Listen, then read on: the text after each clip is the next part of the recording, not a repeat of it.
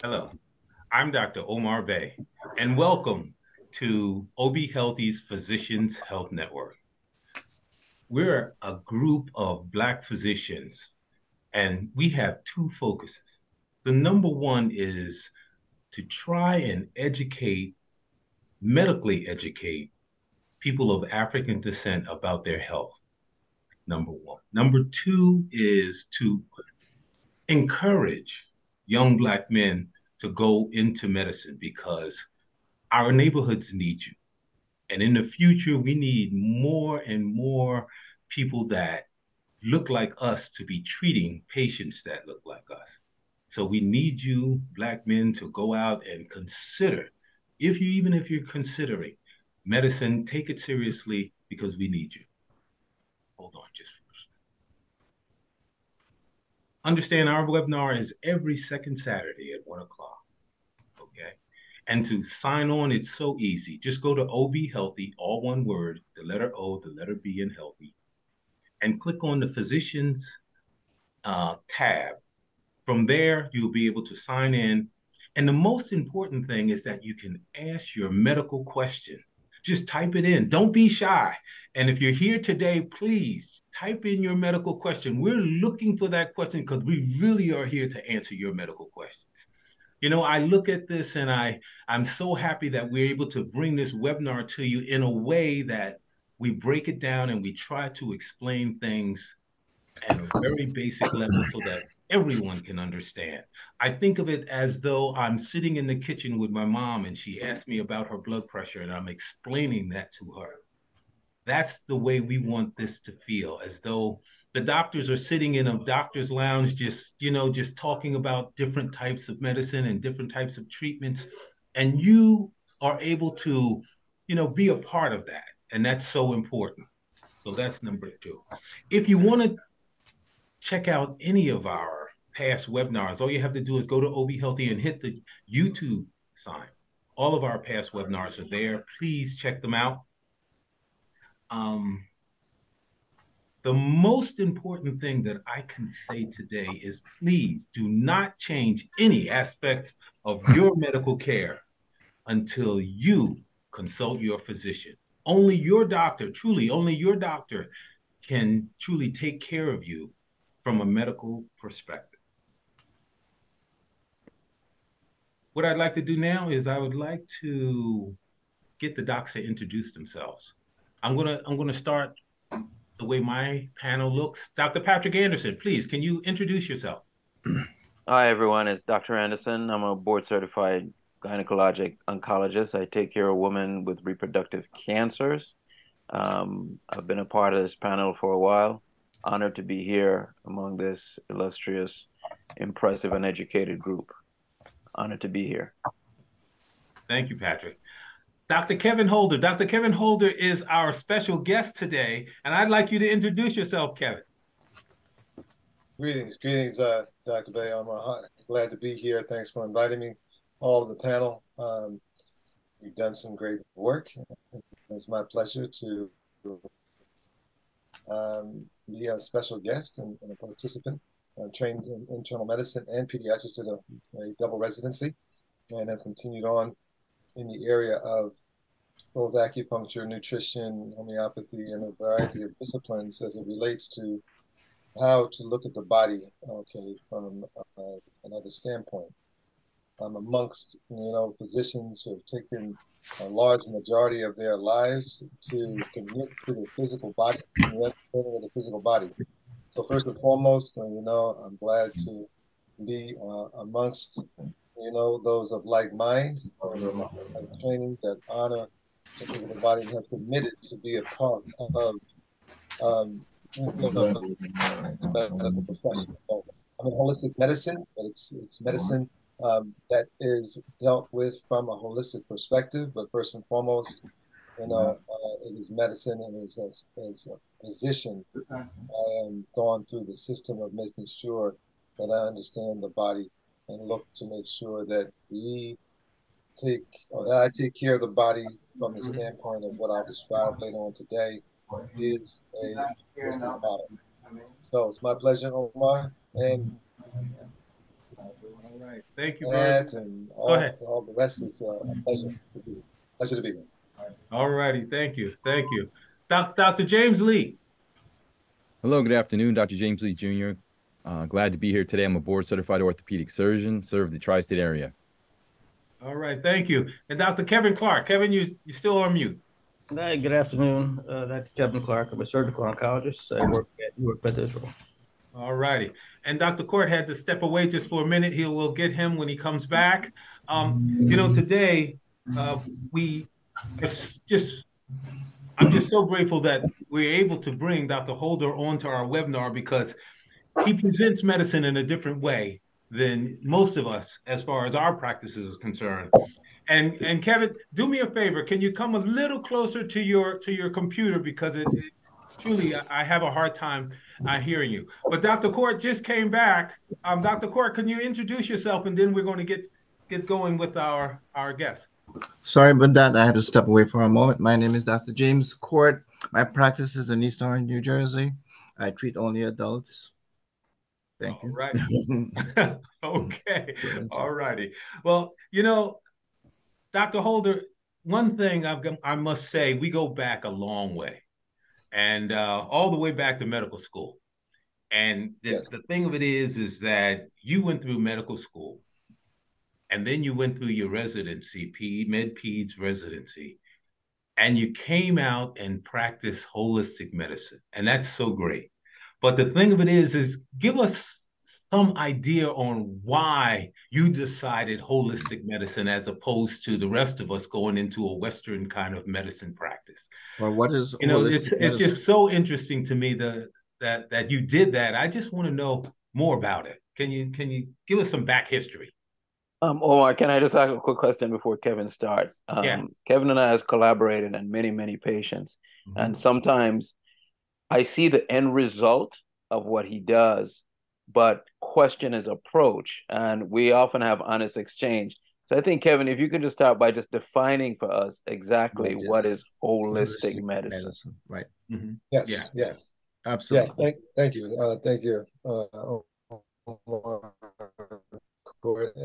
And Patrick.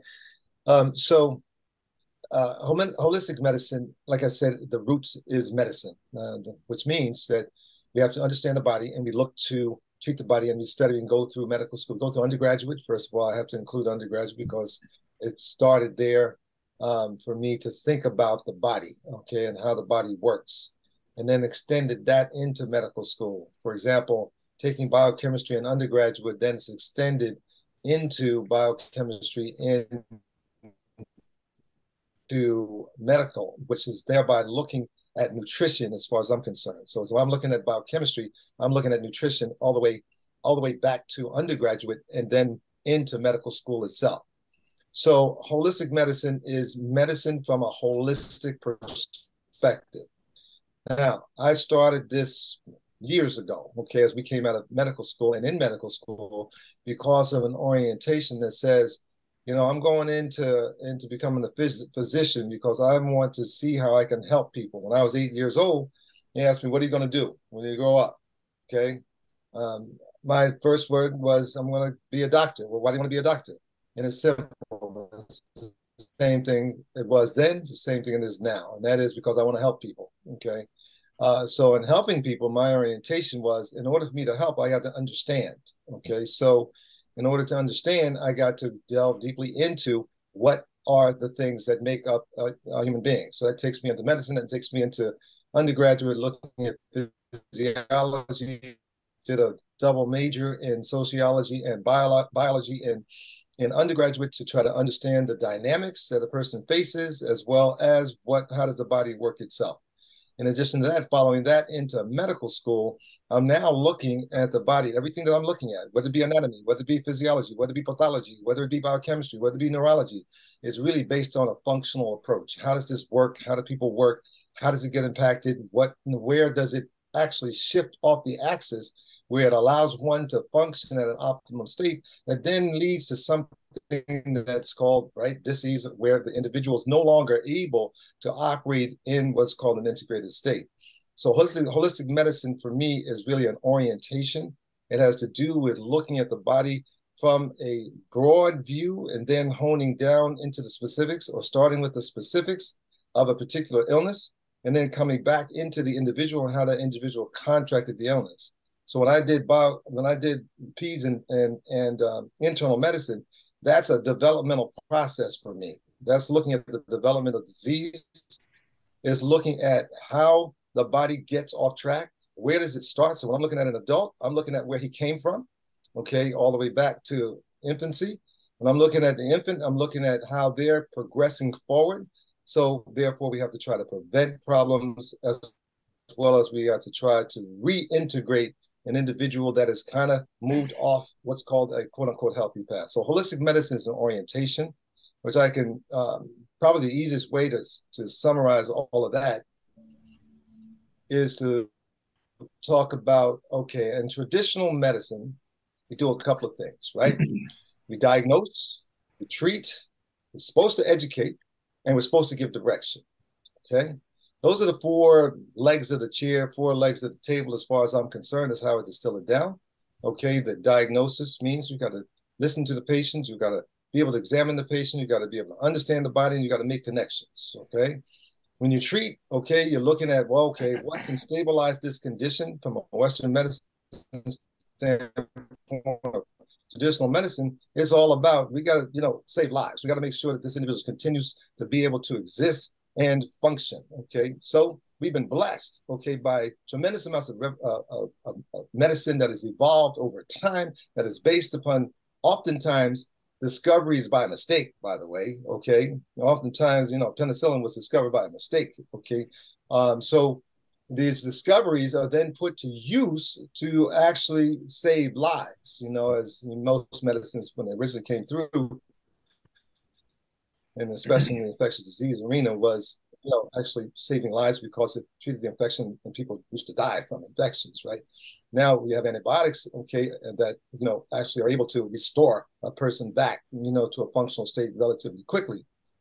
So the idea is that we diagnose as a traditional medicine, we then treat, okay, and that treatment is whatever's going to get the person to a better state quickly. And then there's a bit of education as we try to make sure the person understands their body. And then there's direction of how to use resources within and out, and that's where referrals come in, et cetera, et cetera. But from a holistic standpoint, it's really the first level of diagnosis is about understanding the nature of who's sitting in front of you. Mm-hmm. That means you're going to have to listen to not only what they say, but how they say it, and also listening from them from a developmental standpoint, how they became who they are right now, because that then creates little shifts, okay, within either the person's mind or the person's body, okay? If they're smoking, that creates shifts. If they're drinking, then that creates shifts. If they're eating certain foods, that creates shifts. That then leads to oftentimes some kind of chronic problem. So first thing is understanding. Understanding is number one from the holistic standpoint that relates to diagnosis. Then we have improving function, integrating function, getting the body to work as it's designed to work, okay? It's not just treatment of a particular symptom with a particular medication, but it actually starts with as you all know, with the involvement with the patient, okay? That in and of itself begins the healing process, begins a process where the person is reintegrated with himself. And oftentimes we take that for granted, but it's huge, okay? It's huge in the arena of how the body works from a neurological standpoint, from the standpoint of endorphins, from the standpoint of neuropeptides, from the standpoint of biochemistry. There's things that are changing on the instant just based on what you think and how you look at it, okay? So the mind-body link, I was doing that work, from pretty much as a resident, seeing patients up in the clinic, in the Med-Ped clinic, okay? It was looking at patients and where they come from, both their social and psychological background, and understanding who they are, what they are, and then looking to improve function by either adjusting an attitude sometimes or adjusting something that they put in their mouth, okay? Excellent. Or adjusting something that they do in terms of their activity. Okay, so that's a little bit about holistic medicine. Oh, no, let me just finish Yeah. the last one. The last one is, okay, that you have understanding. Okay, we have improved function, integrate improved function. The third is about generating a awareness of who they are and how they work, the patient works in the world, and how their body is responding to the world. So that's the education piece. And the last piece is direction, which is really about using one's resources within and without. Medicine as referral, and it goes beyond that. So that's a little bit of my model. Yeah, excellent, excellent. You know, the thing of it is that I think most of us here, and I can truly say, just like Dr. Anderson stated, a lot of my patients, um, they integrate holistic medicine or that type of medicine into what they do in trying to heal themselves and trying to come back. I think we as people of African descent, this is in our culture. This is who we are. Yes. And even when we Yes. went to Guyana, Dr. Court, Yes, sir. in Guyana with the medical mission, the number one thing that I heard 100 times is, you know, bush medicine, you know, bush tea, and that's just part of our culture. That even when I grew up in my house, we had herbs and we had stuff like that. But what I want to ask you, Kevin, and I know that we got some questions coming in, but um, first thing I want to do is I need to introduce two of our physicians. Dr. Atherley, please introduce yourself. Good afternoon, everyone. My name is Trevor Atherley. Hey, I'm Trevor. an interventional cardiologist based at Newark Methodist Medical Center. And good to see you, Kevin. Yes, Thank pleasure. you. All righty. And Dr. Jordan Garrison, please. Jordan, you're on mute, Jordan. Good afternoon, Kevin Holder. Hey, Good to see you, man. It's always a pleasure. Yeah, we got stories to tell. yes, sir. Yes, sir. Okay. Yes, sir. So my name is Jordan Garrison. I am a general vascular and bariatric surgeon. I practice in Hackensack, New Jersey, and it's a pleasure to be here. And I'm looking forward to having this interaction with Dr. Holder, man. Excellent, excellent. You know, Kevin, I just have one question, and then I'm going to let the other docs ask questions as well, because it's just so important for you to be here and we get a true understanding and that the public has an understanding. I understand that holistic medicine, three parts: the physical, the emotional, as well as the spiritual, all coming together and understanding each aspect of that to heal. Um, you know, and I think that that is so important. Is that how you approach it when you know, when a patient really comes in and sits down and starts talking about a problem? Do you approach it that way?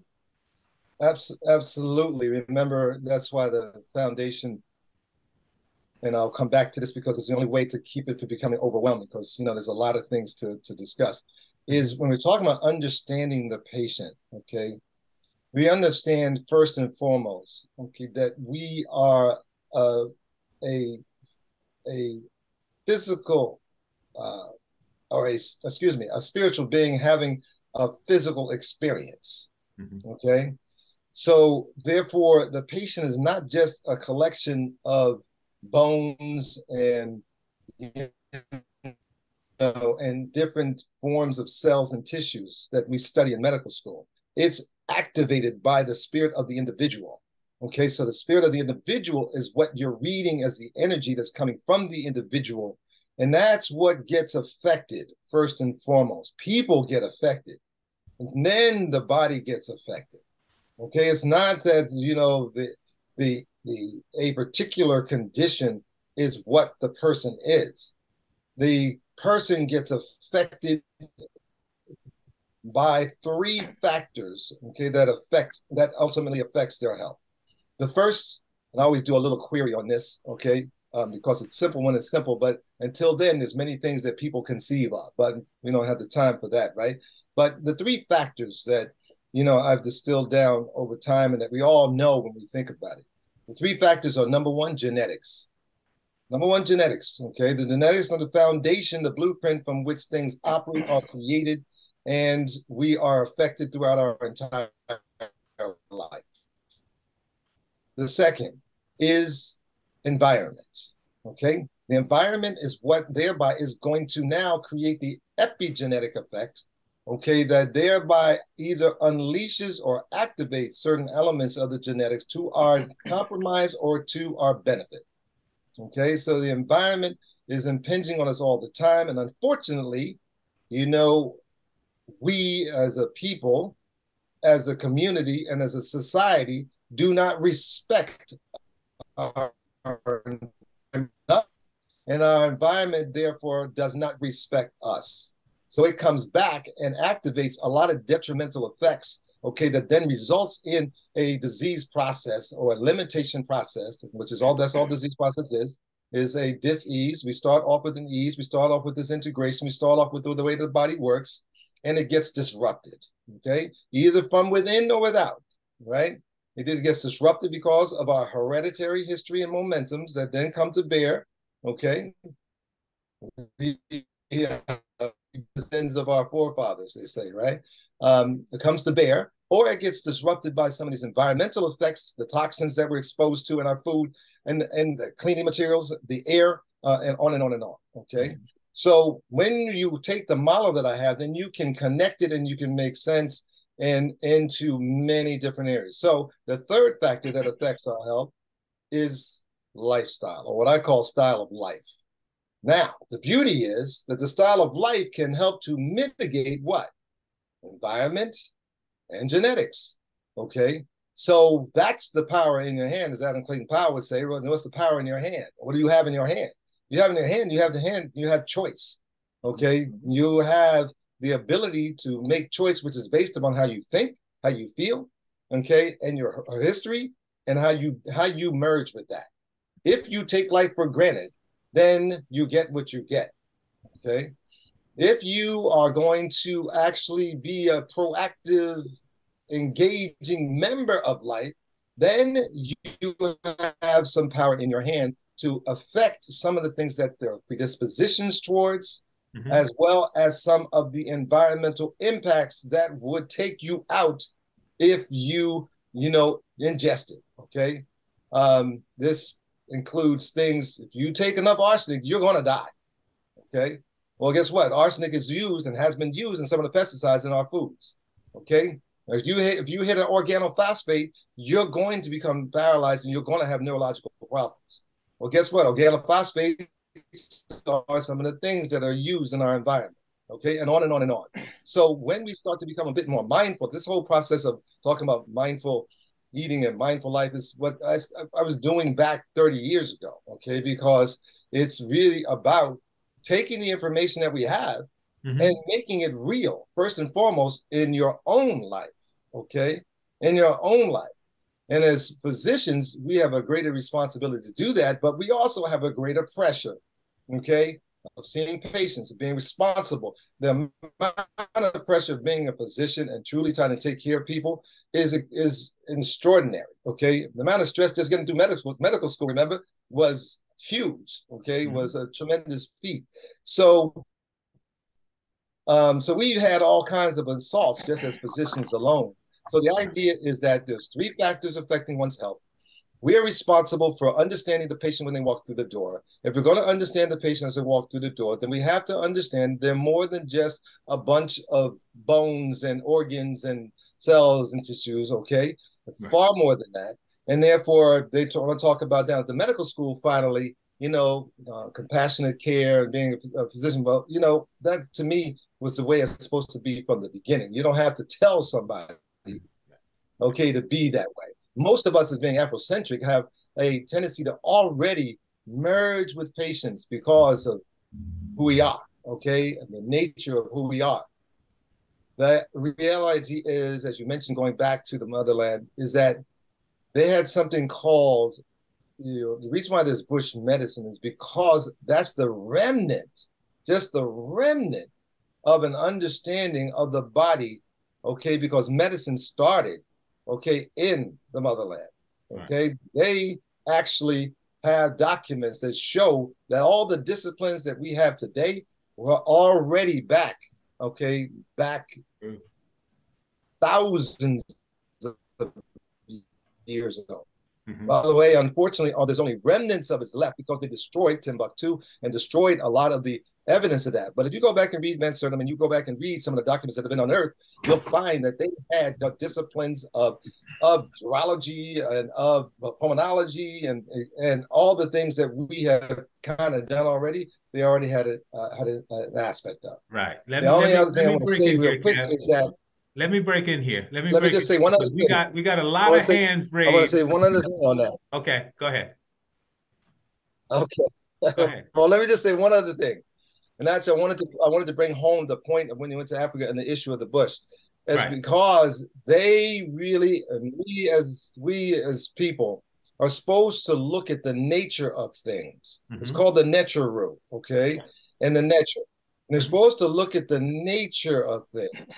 And then looking at the nature of things means that they're going to look at what our people have done traditionally and historically way back when, is they looked at the nature of how things work.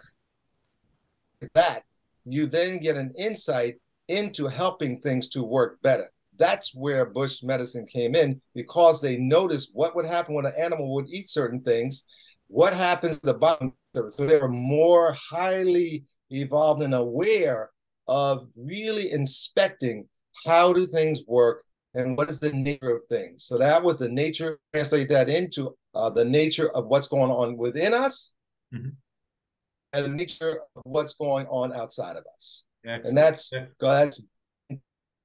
from eons. Sorry. All right. Let me get to some of these hands, because everybody's got their hand waved up here. We've got questions for you, Kevin. So, all right, starting with Dr. James Lee, please. Yeah, thanks, Dr. Holder. Two states that I see, and I'm sure all of us see in our practices, that I'd like a holistic approach on would be, number one is pain. Yeah. How you do your approach to pain, and your thoughts on narcotics, cannabis, and alternative treatments. And two, insomnia, lack of sleep. When somebody has poor sleep, what is your approach? How do you look at that? And any insight you'd have would be appreciated. Okay. Thanks, James. Dr. Lee. Sure. You said pain, and then you said sleep? Yes, insomnia, lack of sleep, insomnia, difficulty sleeping. Yes, and these are huge areas, and really, really, really important areas where people, you don't get it right, you're off the rails. Okay, you're off the rails, and once you're off the rails, it's a slope and a cliff. Okay, that you fall off. Pain is a huge area. Okay, that drives people off the rails. And when you get off the rails, then you're faced with going and being caught by the narcotic box, okay, the narcotic train or the pain relief train. And therefore, people lose their actual capacity, okay, to actually assist themselves. So, in answer to the question, okay, and again, from a holistic perspective, it's very, very difficult to answer the question A to B. So I want you to understand that. And I want people on the line and the guests that are listening, is that this is not about giving you a treatment on Zoom, okay? This is not about, going to say, take this for that.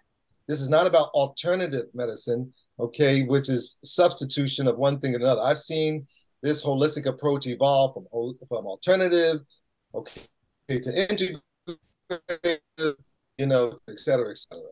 But I'm telling you, at a core, if you want to understand, real, holistic medicine, then please do not look at it as alternative medicine. Please do not look at it as just integrative medicine. Look at it as the description that I'm trying to paint, because it's far more complex, and it doesn't get to the individual becoming empowered if you don't look at it from the proper perspective. So pain.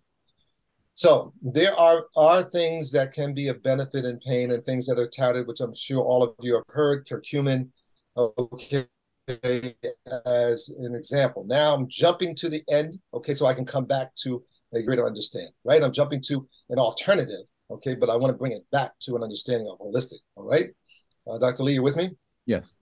Okay, so curcumin, okay, is a very powerful, just like there is a COX-2 inhibitor with hops, okay, as well, okay, and it extracts from hops. And and which is from the plant kingdom anyway. The idea is all pain is really trying to address the combination of what happens in the body and the distortion that happens in the body, and then how the mind interprets that. Okay. So, and how the mind thereby will either aggravate, okay, that process, or the mind will actually be able to mitigate and mediate. Remember, style of life mitigates the environment. The body is the genetics. So when pain comes across, it's because of some insult. Okay. The problem is that the insult has multiple levels over time, which people ignore the initial insults until it becomes to an extreme. So that when they come to your door, Dr. Lee, they're already at 10 steps down the line. Okay. And we have to understand this, because if people want to come in and with an alternative perspective and say, okay, instead of, Darvon, okay, Emerald, etc., I want to use something alternative.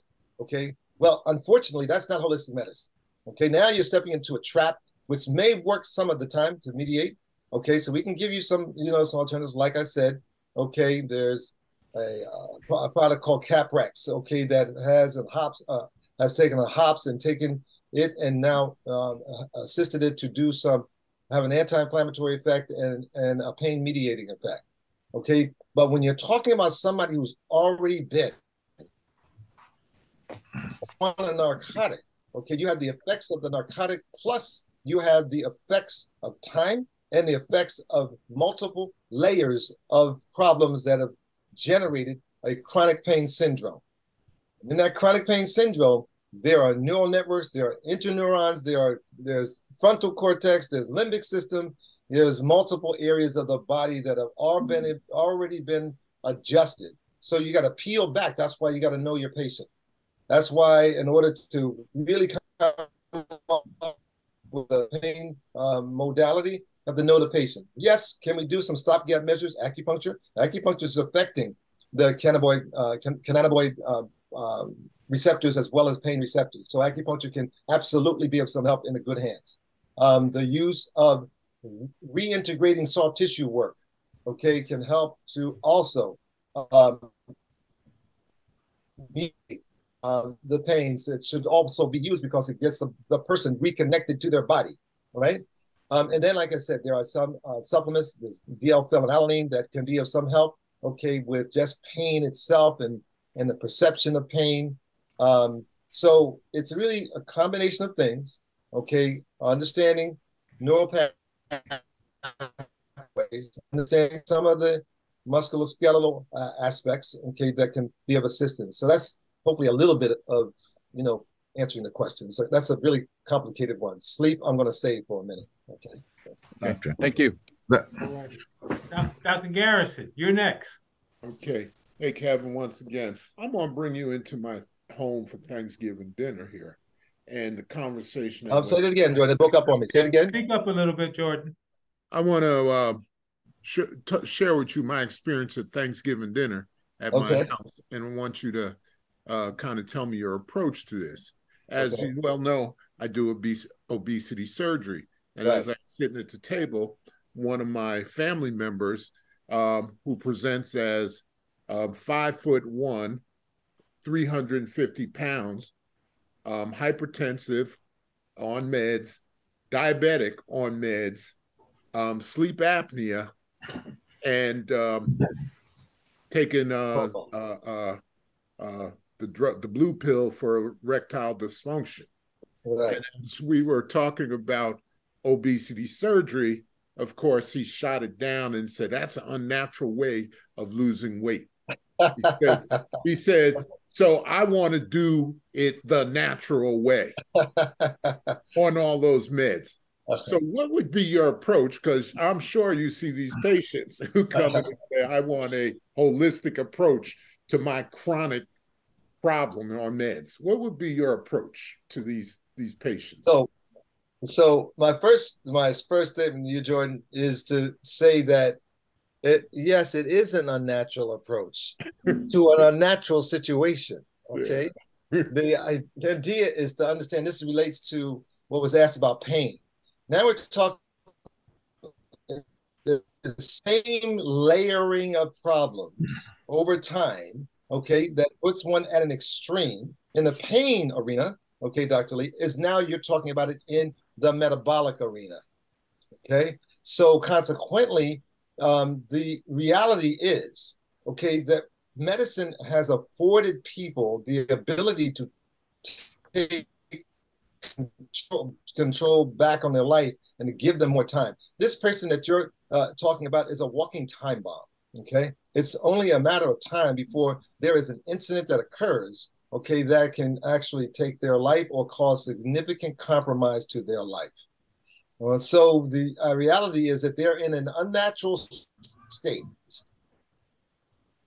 Okay, but they're talking about using natural means. Okay, the natural means, they're not ready for the natural means that would be required. Okay, what's required in that case are extraordinary natural approaches. Okay, that the individual is probably not ready. That includes a very restricted diet, looking at investing in themselves to understand how their body works, which foods are actually aggravating their endocrine as well as immune state. Okay, so food sensitivities, etc. This person is required to have to shrink their stomach the natural way, which means they're going to have to not eat, okay, sometimes to give time for the body to actually readjust itself, okay, because in that process of fasting for us is autophagy. It's an aspect, they got a ton of cells, literally billions, trillions of cells, because our body is composed of 700 trillion. They have billions of cells that are aberrant cells that are not responding like a normal cell, okay? And it's going to perpetuate itself. So in order to get rid of those cells, they have to now not eat, okay?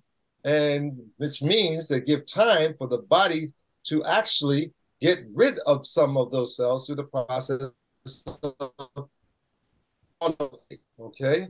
So there's a process, but the individual, so that individual say, okay, you want to use the natural approach? I got somebody who can use the natural approach. You have a consult with him, and then come back and we'll talk, okay? Because they have to understand what it's going to take. There's so much fluff out here.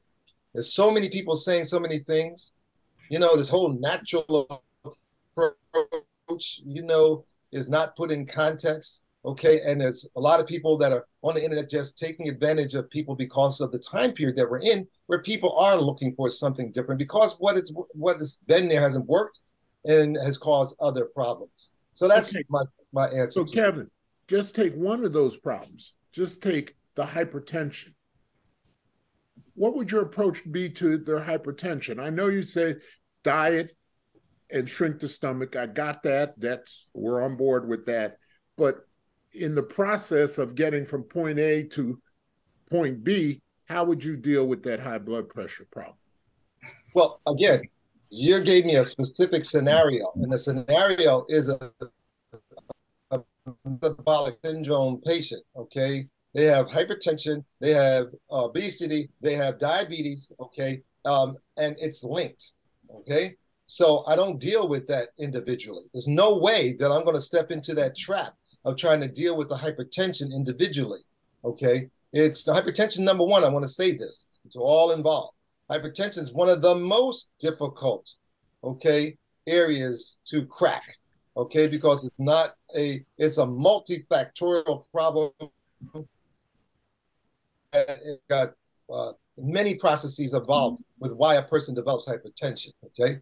And it's got a very strong familial background, okay, to it. And that on top of that, especially for us folks, it has a very strong historical background because of the post-slavery syndrome. So there's a lot of things involved in these cases that I think, people, again, try to simplify. So I say to you, Jordan, that you're right in thinking, okay, what can I hook on to? What can this patient? And I'm telling you, okay, that unless really what you're asking me for is an alternative approach. Okay, To her I can talk metabolic to you about alternative. I can talk to you about alternative approaches. Offline. That's not what this is about today. I'm talking about holistic medicine and at its core. Okay, from holistic medicine, we then go into alternatives. We go into integrative pieces. Okay, and all I'll say to you, okay, just to give you something to chomp on, okay, is excuse me, talk to a bariatric surgeon and chomping, but the idea would be for hypertension in this obese patient, okay, there would be herbs, okay, that could cross over in an herbal combination that could cross over where we want to get rid of excess fluid in the tissues because we know that's going to be there, okay? We want to, therefore, there's some herbal products that are going to help to get rid of some of the excess fluid. And then we got to deal with the inflammation that occurs because of obesity. Okay, so there's a crossover of an herbal product. For example, there's horsetail tea, juniper berry tea, okay, that can help to get rid of some of the fluids. Then we might combine that with nettle, okay, because that has some anti-inflammatory and it also has a little bit of a diuretic effect, okay? And then we might put in a bit of cinnamon and turmeric, okay, to deal with some of the problems with both the inflammation that then is self-perpetuating that causes from the insulin resistance standpoint, as well as on the fluid retention standpoint. So that's how we kind of would mix something together to give something to the person to begin with. Does that help? That's what I'm talking about. Yeah. Let me, or that was excellent. That was excellent. Let me go we got hands up here. Let me go to the next hand. Patrick, I know that you were next. It could be. Then I'll go to Dr. Court. Go ahead, Patrick. Mine is kind of directly related to what Jordan asked. So maybe I can piggyback on that and leave Patrick alone for me after me. Oh, go ahead, Dr. Because I step out of line. Go ahead, Dr. Go ahead, Dr. Court. Dr. Holder, I frequently see patients whose blood pressures are like 240 over 130. You said that some conditions, there are several factors: genetics, environment, and lifestyle. Of course, in most hypertensive patients, could be all of these components. Yes. And my patients or other patients that we see, especially in Guyana or elsewhere, they rely on Bush. So Bush, as you define it, is not considered really holistic, but alternative. And as you just said, that a patient like that, you just ain't gonna touch because of several other things that could be involved. So can you? I'd say that, let me just clarify to hold your thought. Not that I won't touch, okay? I got to give them a wake-up call, okay? I have to make sure that they understand what I'm touching and how the approach would go, okay? So I just want to clarify that. Go ahead. Because many of these patients, they go to the doctor gives them prescriptions, and many of them throw it away, and only to end up with strokes. So okay. Don't go so fast. Don't go so fast. You don't know the ones who don't end up with stroke. I want to say this, okay? All right. So I'm going to tell you, okay, that yes, the bottom line is a blood pressure of 240 over 130. Okay, it's a walking time bomb. Okay, there's nobody who should be walking around with a blood pressure of 240 over 130. Okay, it's got to be down. But you ask the patient, how long have you been walking around with a blood pressure of 240 over 130? Or like this, you may find that it's been 10 years. I want to say this. They probably don't know because they don't come to get checked. Correct, but I'm saying you can surmise, okay, that they've been walking around for a while. And my point is that the body has tremendous amounts of resilience. I don't want us to underestimate that. You see, because when you have to form a bond with the patient, okay? You cannot be, we have to be careful to what we know. So you got to form a bond with the patient and from number one, say, you know what? It's amazing, okay, that you're walking around with this kind of blood pressure and feeling okay. You know, you got some special powers, okay? And there's something special about your body, okay, that it needs to be commended. But we can't rely on that because the good fortune is going to run out. We know that it is a wear and tear. So let's look at what the wear and tear has been on your body. Establish the relationship with the patient. Okay. Would you Before you send that start patient to talking the about emergency medication room? and before we get over, oh, well, they're gone then. They're gone. But before you send them to the emergency room, you still need to have a conversation with them because you already said it. You said you'll give them medication. Now you're saying send them to the emergency room, but you said you give them medication and most of them throw it in the garbage. So I'm responding to that. Okay. I'm saying to you, don't give medication without a relationship. Okay. And understand you want to build that relationship. That's what they're going to count on. And you're going to be treating them before they walk outside the door. Because once the person starts to feel more comfortable, their blood pressure is going to come down. I've done some breathing techniques on patients that have lowered their blood pressure by 60 systolic points and 30 diastolic points. Okay? So I'm telling you that there's other things that we're not taking into account, okay, that are powerful, that it seem to be poo-pooed, okay, but it's all coming right back to that. Benson's got a whole curriculum, okay, in $1 million business just based on mind body, okay, which is what we do every single day, and certainly I do. I encourage you to do more of it, okay. But we're taught to see how things work and why they work. What would be the mechanism of action of deep breathing techniques in terms of lowering blood pressure? Mechanism of action? Yes. Oh, Dr. Court, please don't get me started. Okay. This could, we could go. We could spend a whole day doing this. Don't tempt me.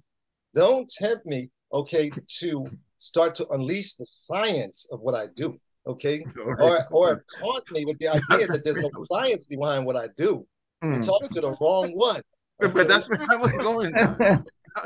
All right. But we're going to keep, Dr. Court, we're going to keep this at a patient level now. We're going to keep it at a patient level.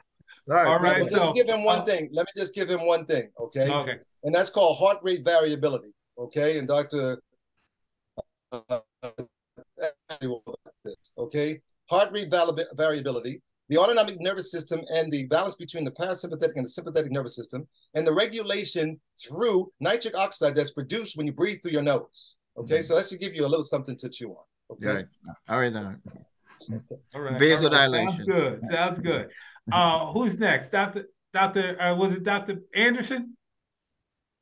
Yeah, I believe so. It's kind of actually difficult to sit and have Dr. Holder in the middle of the panel and everybody else around him, because then it kind of feels like we're attacking him because, his approach is approach, but we're not. I appreciate that, Pat. I appreciate your empathy, but I don't feel attacked. I just No.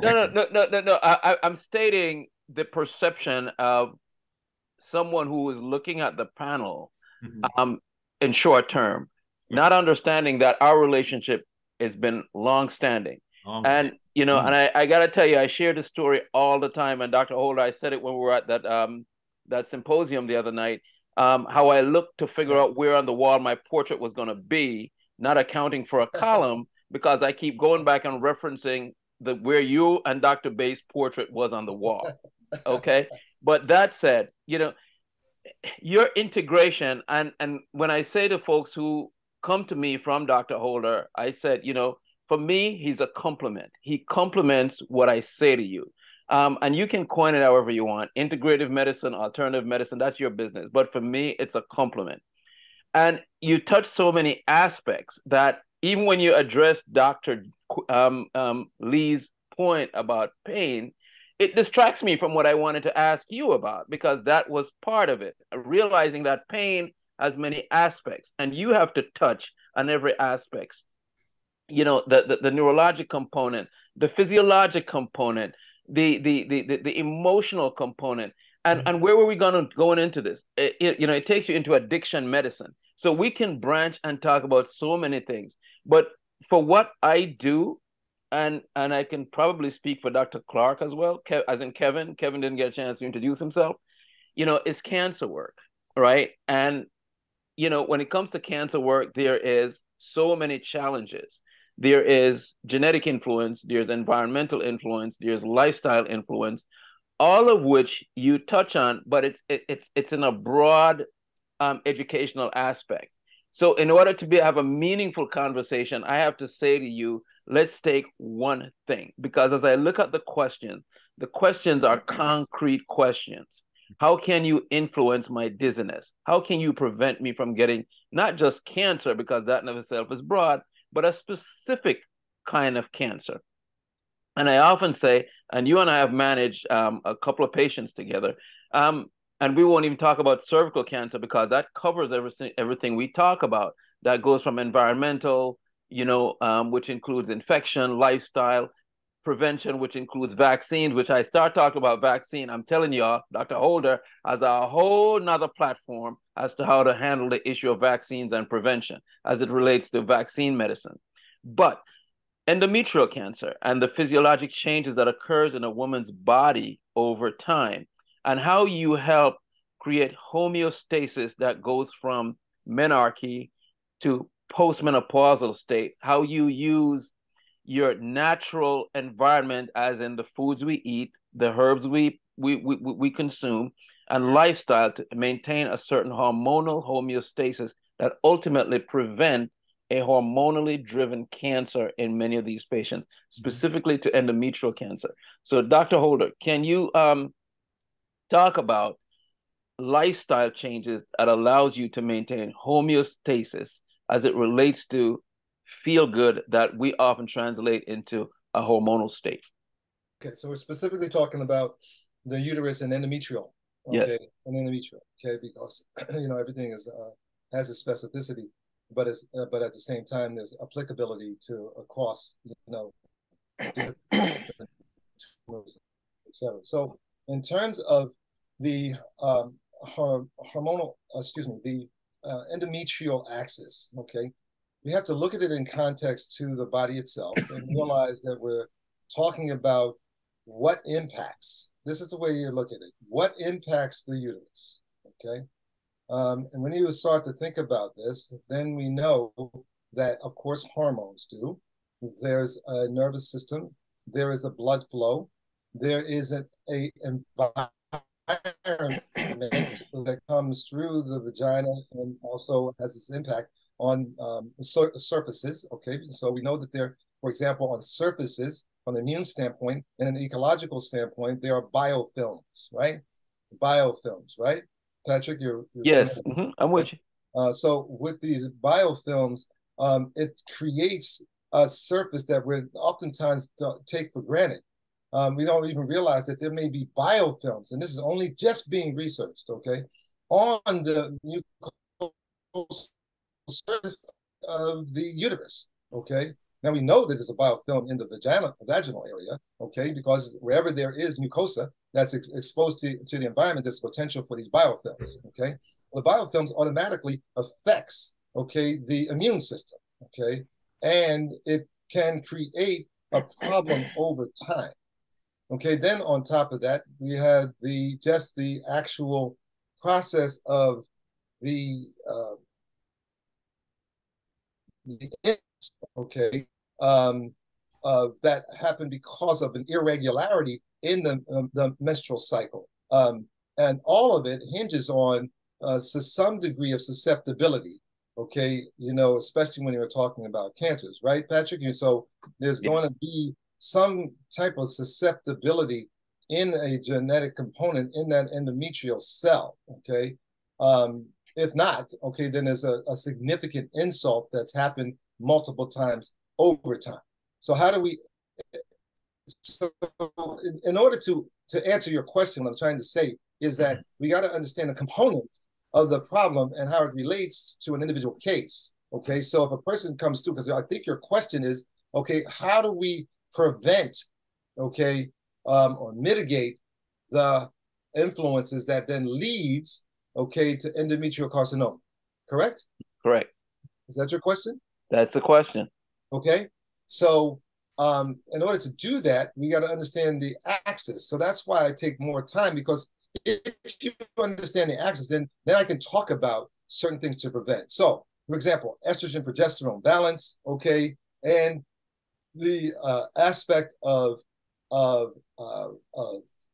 number of pregnancies, okay, multiparous, nulliparous, you know, and how it relates to the womb. So I would ask you a question.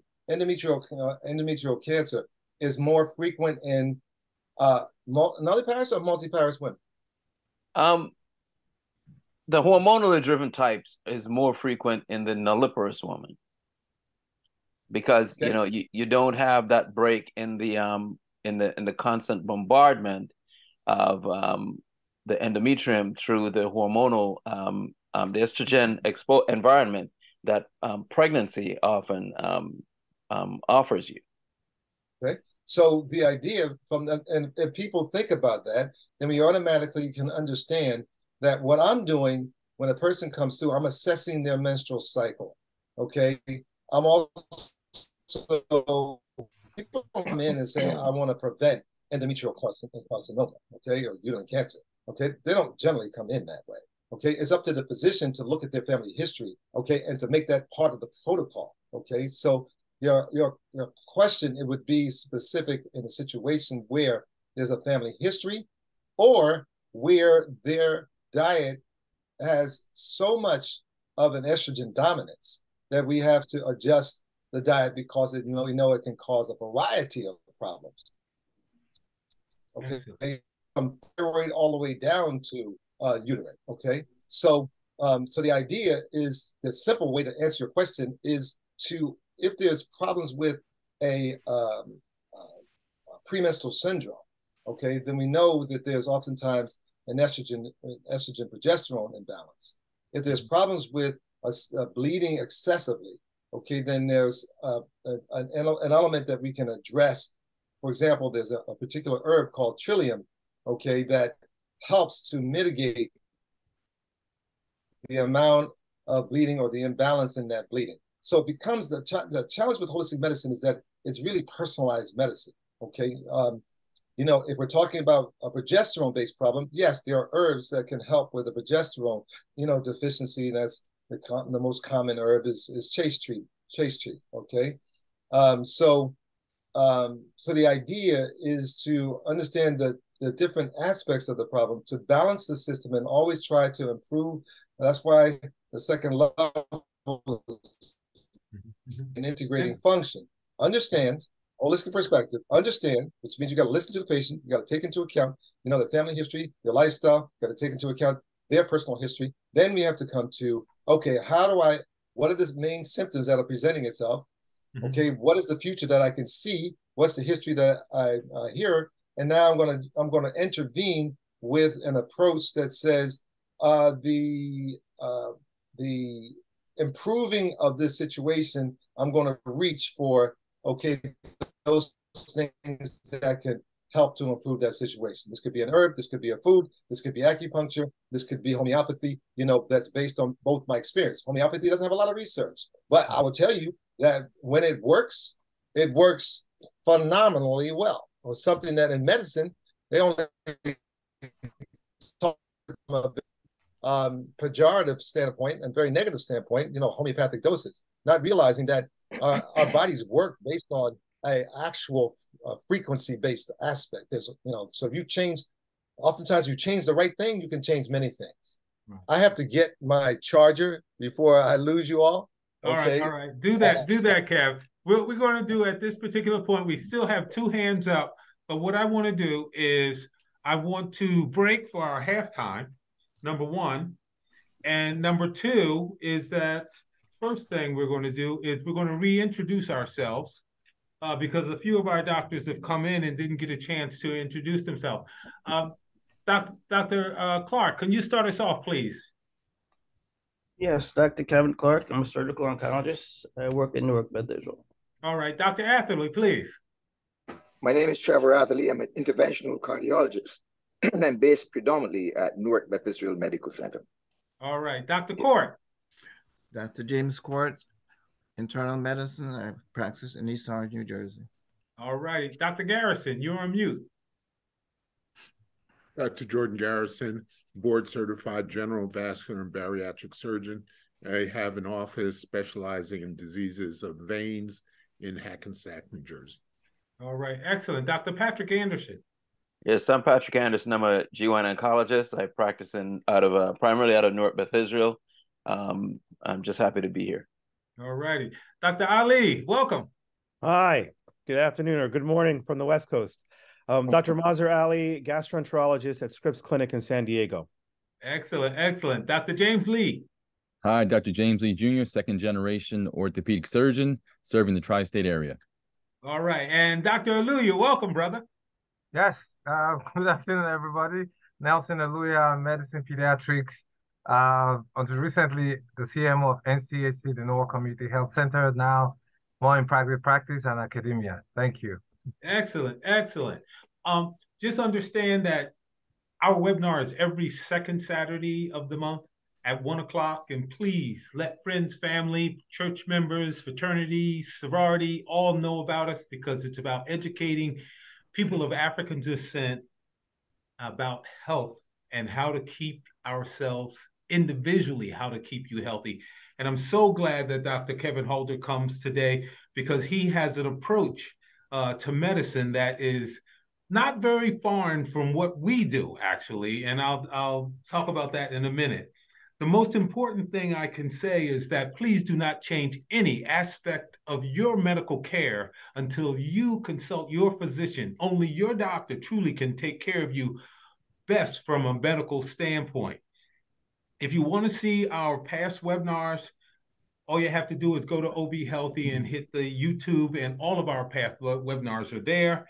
And I would like to thank OBHealthy for allowing us to bring this platform to you, for supporting us in what we do. Okay.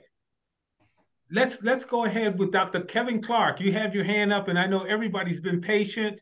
Understand that, Kevin, and before you start off, Dr. Holder, I'm going to say that many of my patients go to you, and many of your patients come to me. I should say it that way. But the thing of it is that, and I understand how your whole focus is the whole body, understanding mind, body, the physical, the mental, the emotional, all of that, putting it together.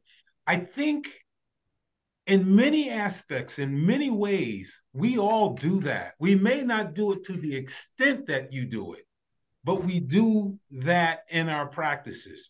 When someone comes into my office and sits down, believe me, I talk about many things. I talk about their family, I take their history, I talk about what they're doing, how you're doing, what's Every physician does it. So many of these aspects, I think, just because of culturally, and the fact that most of the patients that come in to see us look like us, and there's such a common bond that we do it automatically. I don't think that when I do it, I think of the different parameters that you're talking about, or the different categories.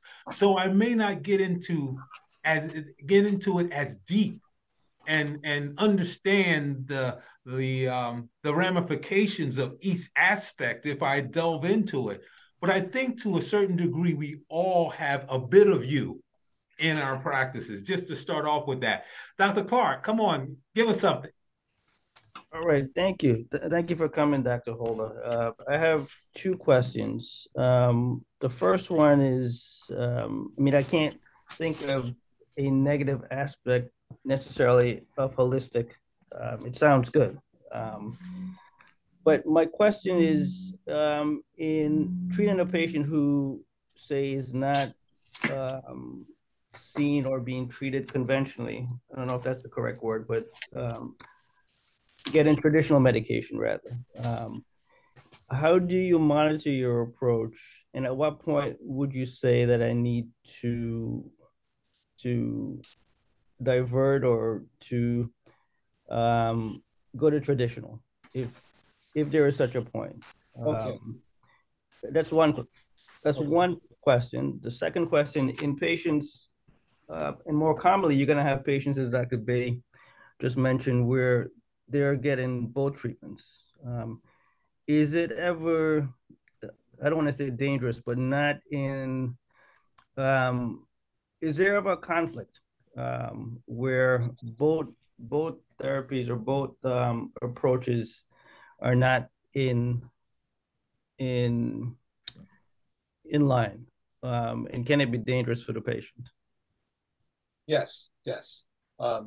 So the first part of the question is, okay, where does traditional medicine come into the picture? The other aspect is, okay, where are the potential problems with a integrative or complementary approach, where they may actually be at odds with each other, correct? Okay, so in your, I want to say two things before I answer the question.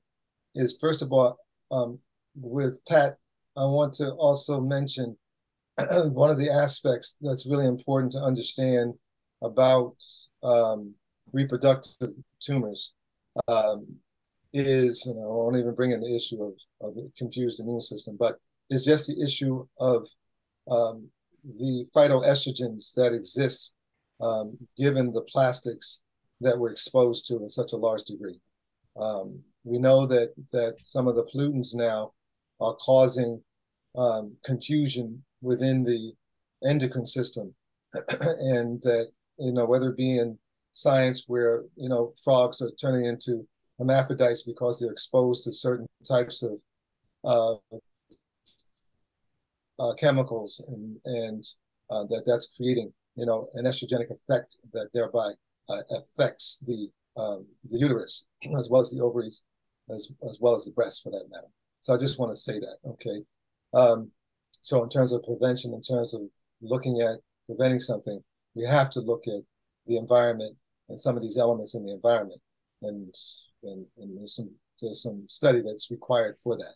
Back to you, Kevin. So the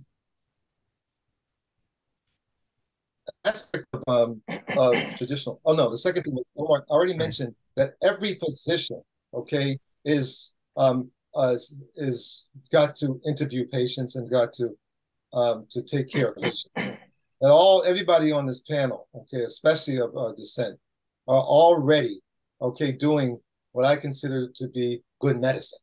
Okay, so holistic medicine is just going at it in a disciplined format, because once you do that, the hardest part is not necessarily the interviewing.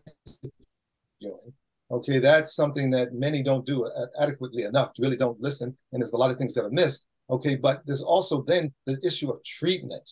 Okay, that's where the departure comes in, and this relates to Kevin's question. That's where the departure comes from. The departure comes that what you typically do is everything tends to go towards a drug, okay? Because that's what you can rely upon. That's the beauty, and I call that the grace of medicine in this day. A drug is not a curse, okay? The drug just gives the capacity for the person to have more time while they are working on the other things, okay? So the departure comes in, not in the listening to the patient, okay? Hopefully, okay, but it comes more in as how the patient is approached. So, Kevin, the idea from a traditional standpoint, you're in surgical oncology, correct? Yes. Yeah. Okay. So in surgical oncology, you got a job to do, okay?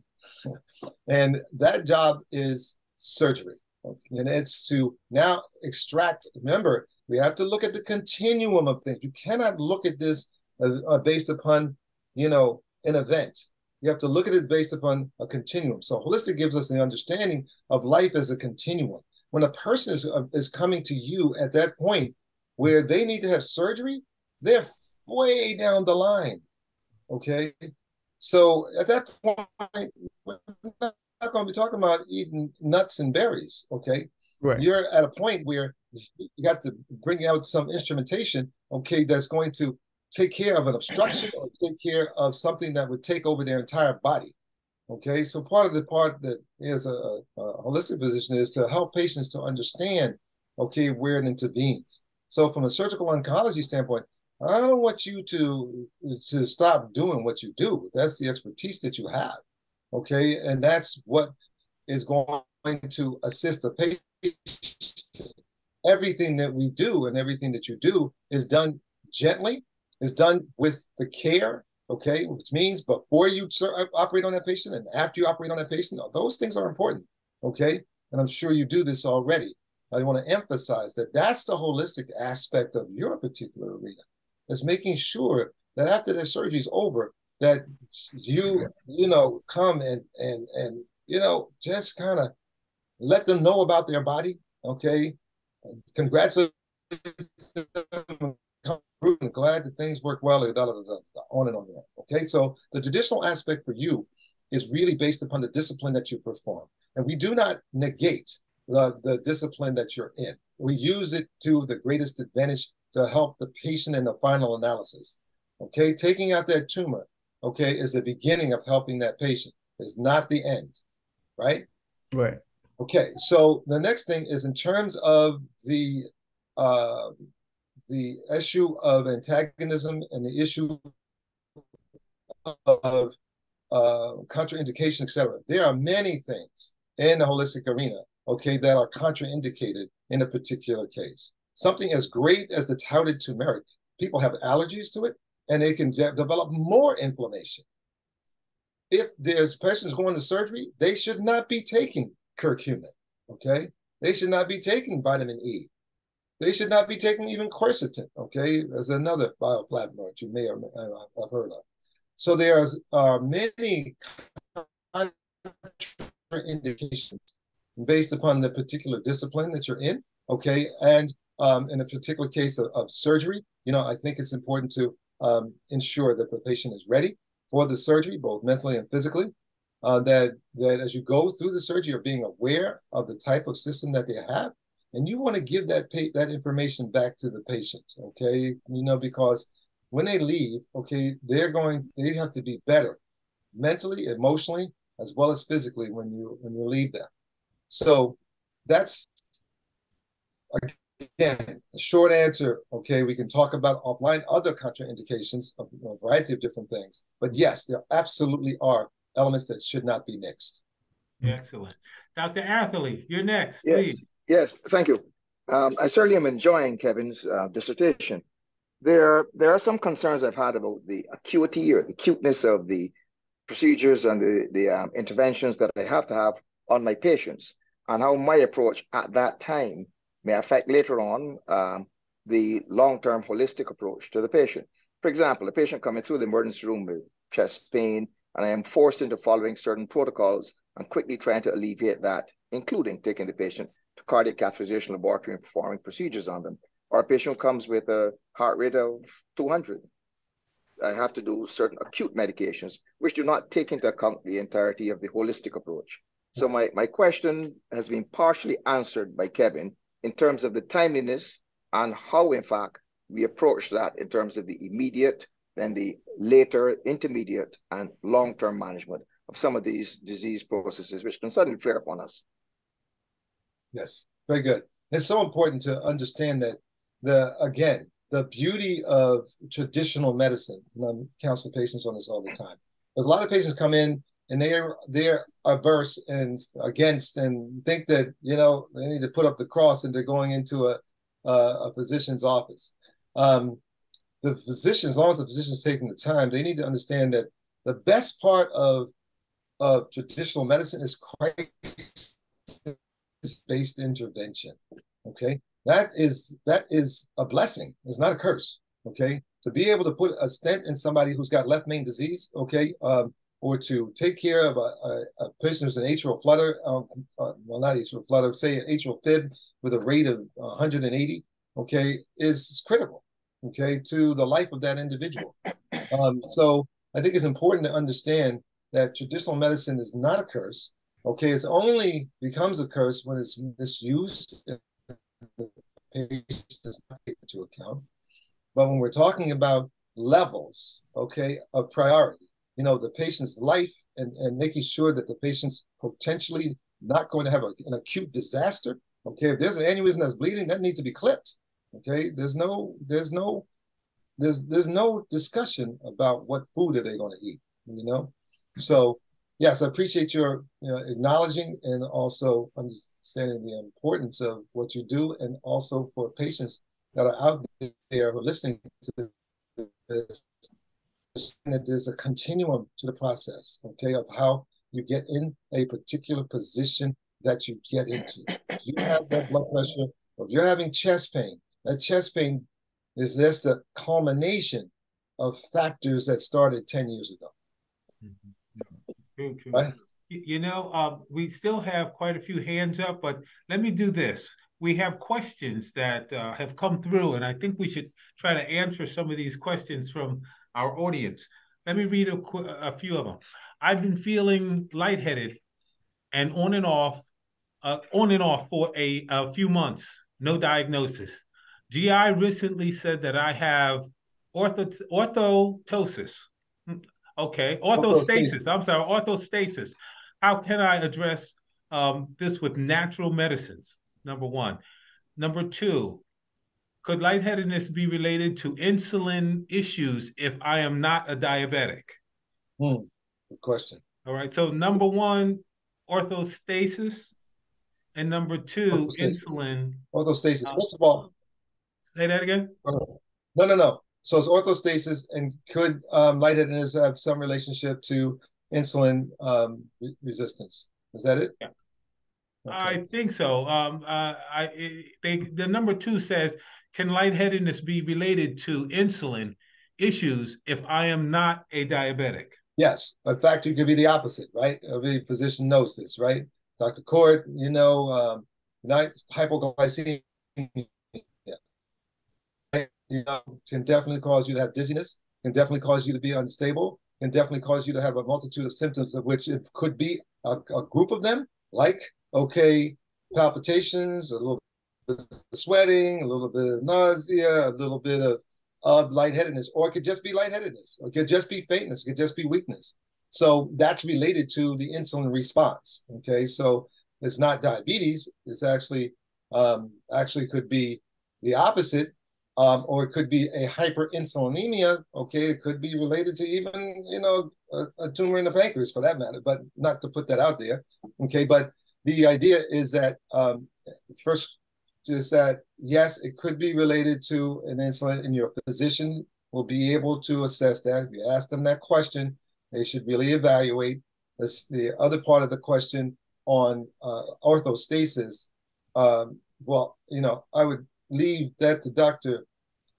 Atherley, okay, to, understand what orthostasis is.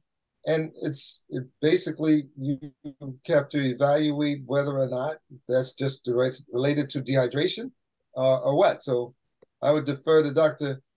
Atherley just to say, orthostasis, what it is, and, then we could talk about, simple solutions. If you wish. You're on mute, Dr. Atherley.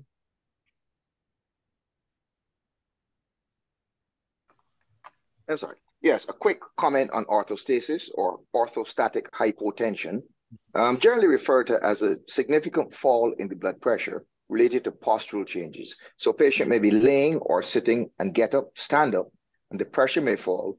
And this fall in pressure may contribute to the patient's feeling of dizziness, breaking out in a cold sweat, having a rapid heartbeat, and even sometimes fainting or passing out. This is being much more frequently diagnosed now when we are aware of a large myriad of causes of so-called orthostatic hypotension. But there's some simple things that we may be able to do to help alleviate that. Certainly, we started to mention, as Dr. Kevin started to mention, diminution of the blood volume in the patient's body. So it might be dehydrated in a sense. So certainly that's one of the approaches you might have. Then there are some neurologic or brain causes where some of the impulses from the brain may contribute inadvertently to an exaggerated response or to an impaired response to changes in position, which we all are subjected to, so that the blood does not all fall to the bottom, to our feet when we stand. We have certain neurological compensatory phenomena so that the body adjusts to the blood flow, which would normally all be pulled in the lower extremities, being appropriately returned. If that fails, or in some instances it becomes exaggerated, but if it fails, then it may allow the pressure to fall because there's inadequate return of the blood flow to the heart and to the more vital areas.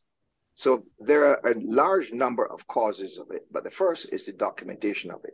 And so we have certain criteria. We measure the blood pressure in the changing position from laying or sitting to standing, and we observe certain degrees of change of the systolic or the upper number of the blood pressure.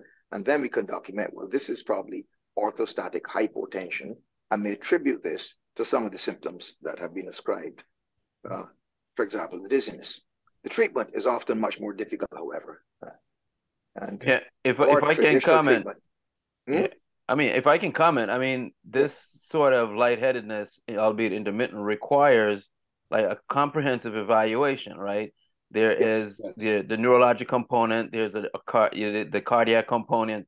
You know, we don't know if this person has some issue, how old this person is. If there are inner ear issues where they get, you know, sort of like a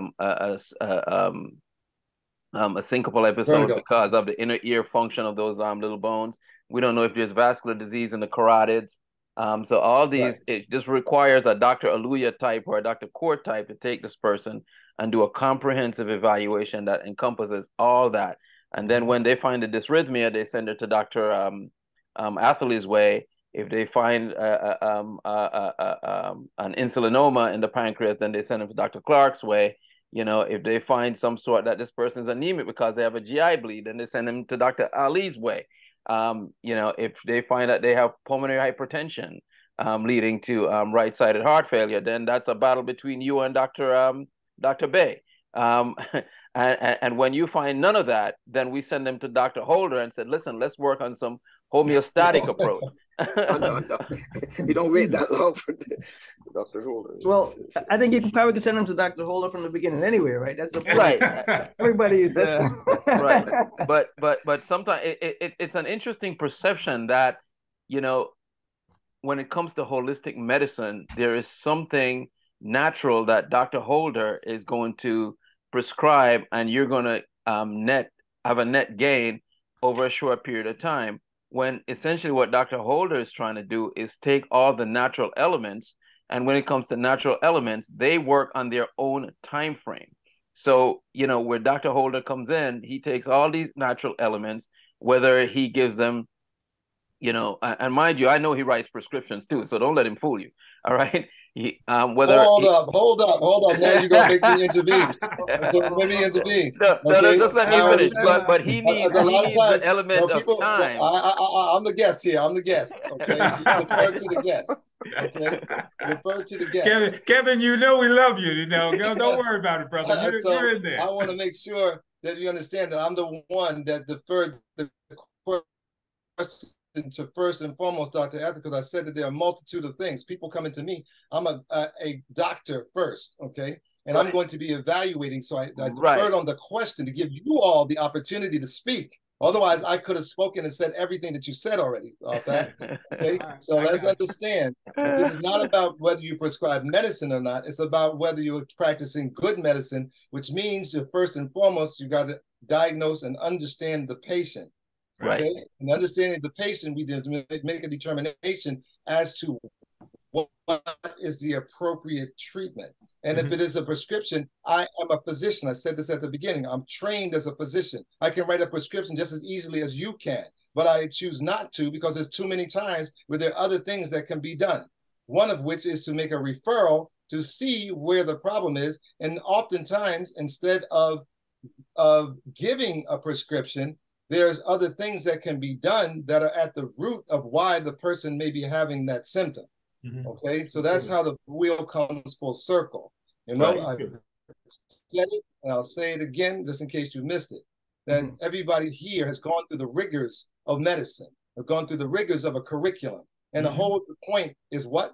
Is to understand the body, okay? Which means that you have to be a thinking individual, and you have to be a compassionate, and you have to have the ability to listen with a critical ear to not only hear the details of what's going on with the body, but also to hear what's going on with the individual, because then many of those things that we've mentioned as a possibility will be eliminated because the person hasn't slept for the last 6 months. Okay, so that lightheadedness is really an energy-based factor that then it relates back to the sleep. So it still starts with first understanding the nature of the patient. Okay, and then we can go into all these areas. I only allow it because I'm a guest. I'm not trying to take over the platform. Okay? All right, Kevin. As I said, we love you now. We love you. Let's get back to a couple questions here. Let's get some of these questions. What's your advice for the best foods to eat for better sleep during the day and also before bedtime? For better sleep during the day? Yeah. Well, they say during the day and also, well, I think they're talking about foods during the day and foods before bedtime so that you can get better sleep. Okay. So there's a couple of things. Again, answering these questions, and this is I'm not the physician. Okay, they're a physician, and I want to make this known. This is not person going to the store and you ask them, "What do I take tonight to go to sleep?" Okay. So I want to preface any answers, these specific questions with the fact that they must see their doctor, you must understand what's going on with them, and it must be specific, okay? But I will give just a couple of little vignettes, out of many things that I could say, but I'm very cautious, because people are acting like this is fast food medicine, where you just go in and you just, take this and it's going to solve your problem. Physician, again, you need to see a physician, a physician that you feel good about, and you need to be evaluated. All right, so in terms of going to sleep, number one simple thing to do before going to sleep. Okay, well, they asked about foods, not supplements. Okay, so the key to sleep is to realize that's context. Sleep is a biorhythm. The biorhythm. So we have to think about sleep based upon biorhythms, and the nature of circadian rhythms that occur throughout the day. These are the natural rhythms and ebbs and flow of the body. When you wake up, there are certain chemicals that are released. When you're going through the day and you're going up and down and moving in different positions, there's all kinds of chemicals that are being released to make sure that you don't pass out every time you stand up.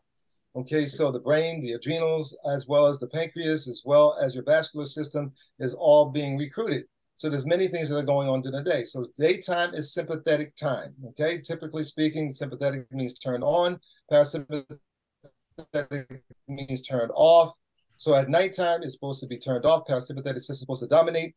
At daytime, it's supposed to be the sympathetic system is turned on predominantly. Both are on all the time. Autonomic nervous system, both are turned on all the time. That's the automatic nervous system composed of those two elements. And then we look at it just based on that. We understand that being on, you're on. If you're not on enough during the day and you're seated half the time during the day because we're such a sedentary society, then your body's is half the time is in parasympathetic time when it should be in sympathetic time, okay? Sympathetic is what kind of generates all these reactions that keeps the body moving and deals with the intensity of what the body has to face, okay? A little bit of the mind, but predominantly what the body. So if you're having sleep at night, then the first thing to do, get your biorhythm together, make sure you have activity during the day, that you're not sedentary all the time, and to prepare your body to settle down into parasympathetic time. Parasympathetic time means it's rest and relax and restore. And that's the time where if you give yourself a transition period of going from after 6 o'clock, 7 o'clock, you transition into sleep, then your body gets prepared for that parasympathetic time. You can enhance that. There's plenty of herbs that can enhance that to a degree, but we don't take away the responsibility of the patient to be in tune and in sync with themselves and with the nature of things, okay? So eating too many sweets during the day, is going to give a stimulation to the adrenal response, to the pancreatic response, which is thereby going to have a tendency to key in the adrenal response. So you can get into a vicious cycle of just trying to regulate the sugar so you don't get too large swings, okay? And large swing, I'm not talking about diabetic swings. I'm talking about swinging from 80, to 140, and then back down to 60, okay? And you all will know what that means. But the bottom line is that We need a flow, an ebb and flow through the day, okay? And understanding that during the day, most things are on, and we don't want to become too on because then it's hard to turn off, okay? Our minds, when we sit down and we fall asleep while we're sitting down, then that means we don't have enough of the sympathetic nervous system that's activated, okay? Largely because we probably have sleep deprivation, and sleep deprivation is very difficult, okay, to catch up on, okay? And over time, that means that the adrenals have to work harder to keep one functioning during the day. And then people throw coffee on top of that, okay, as well as other, elements. And now you got a disruption of your circadian rhythms. And sometimes this is passed down even genetically because of parents who are so much in the alarm state, like some of our people, because we are always stressed, okay, so that there's a certain genetic tendency to not sleep as well. So decrease the sweets, eat evenly, try not to skip meals, be careful with food additives, be aware of the balance of the foods and whether or not after food you get tired or sleepy, okay? And also understand that if you're taking too much coffee or taking too many stimulants, it's going to have its effect on the body later on. And then let alone certain medications that can also affect your circadian rhythm as well as your sleep. At nighttime, chamomile tea, a little bit of valerian tea. To me, teas are foods. Eating some tryptophan-based foods, okay, like turkey, okay, even a little bit of banana, okay, can be of some help. And then lastly, eating foods that are higher in magnesium in the evening time can also be of some benefit. I agree with magnesium, Kev. It definitely helps. There are quite a few questions, and I'm going to pick and choose because they're all coming through. What are Dr. Holder's views on high rate of autism in children and our children today? Do you have any experience with that or any thoughts on that, Kevin? Yes. Did a lot of work with autism early on. There's a whole lot of controversy, and obviously in relationship to vaccines, and supposedly in the traditional medicine and all the research supposedly points to there being no effect. I'm not so sure it was that clear cut, okay? The autism is definitely related to chemicals in our environment. There is a process in the brain that has to do with metalloproteins, okay, that I believe are affected, okay, and thereby creates some arrested development at certain sensitive stages. The autism is a tragedy, and I think it is, as I mentioned earlier in this, that is I believe that there's a strong environmental element that's related to this. I do also think that there is a susceptibility. There are definitely susceptibilities, okay, that have to do with how the brain detoxifies itself, okay? In terms of my thoughts, those are a few of my thoughts. Oh, and then the brain-gut link, there's definitely a brain-gut link, okay, that, is associated with this. All right, thank you. We're going to go back to some of our physicians. Dr. Kevin Clark, hopefully you still remember your question there. I do. Dr. Court didn't want to ask this question. Yeah. He was before me. Dr. Court, go ahead, okay. Dr. Court. My question is, in my business, I'm frequently bombarded by insurance companies in terms of screenings, like, for example, for colon cancer, for breast cancer, and for lung cancer. Is there something similar in terms of holistic medicine that the holistic physicians usually do in terms of screening, say, for breast cancer, for example? No, screening. Well, can I interject also, because the question I was going to ask is along the same lines, and you could probably do both at the same time, is along the same lines of screening. How do you approach the patient who does not necessarily have a diagnosis, who comes to see you? Yes.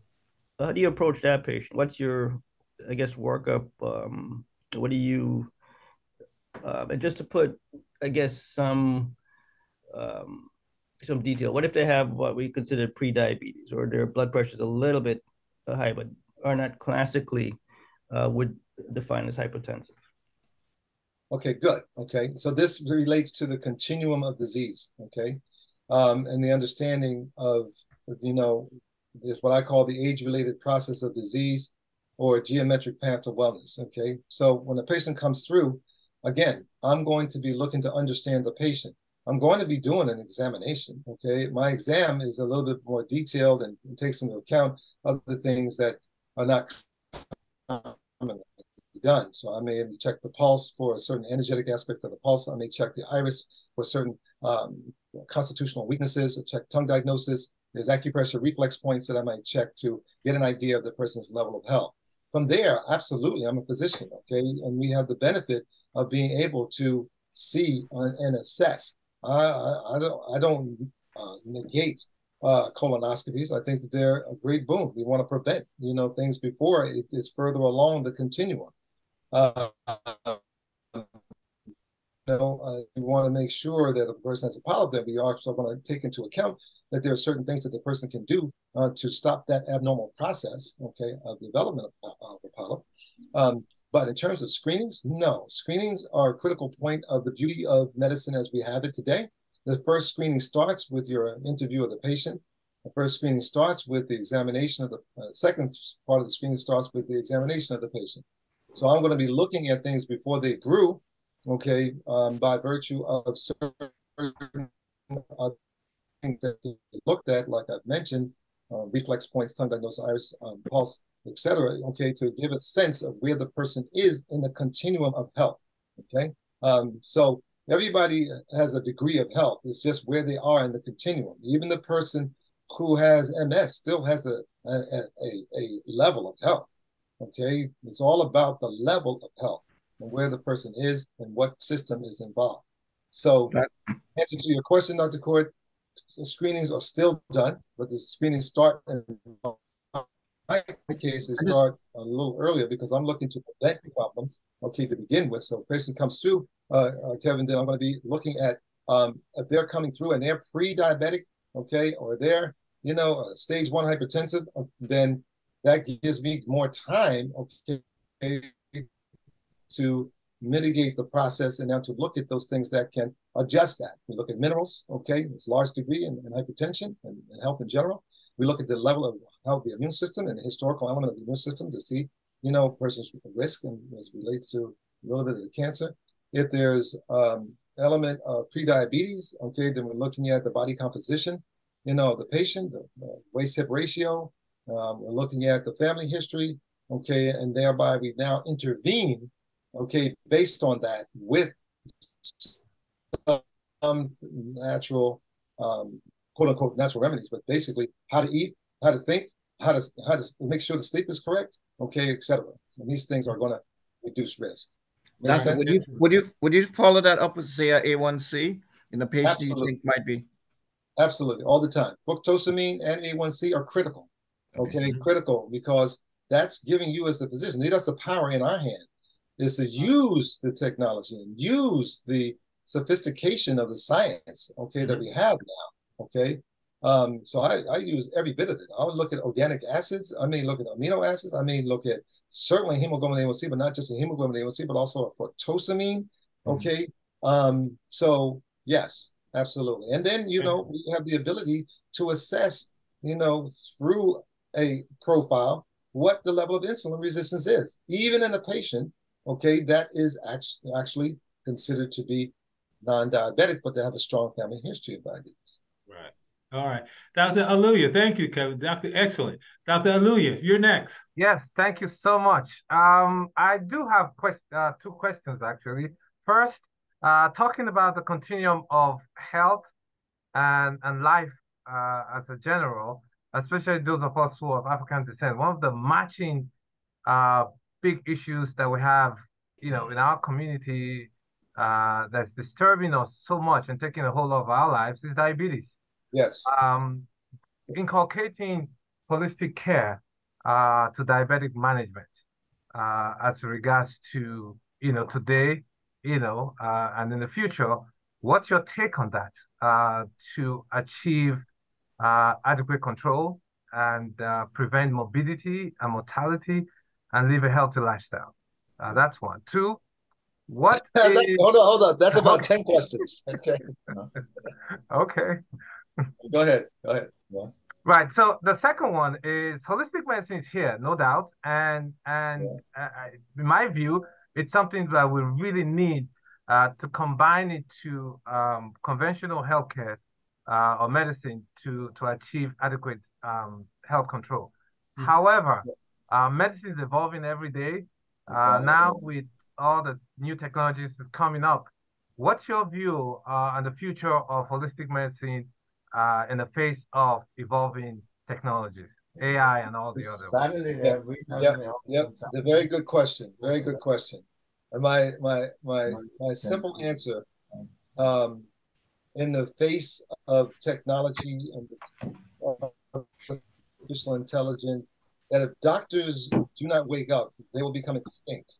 Okay, or they'll almost become extinct. Okay, we have robotic surgery. I mean, there'll always be a human personnel that's necessary, but the holistic medicine keeps doctors in the loop. Okay, as Omar had mentioned earlier, and as everyone on here understands, the more you emphasize the relationship with your patient, the more beneficial you're going to be in the healthcare system.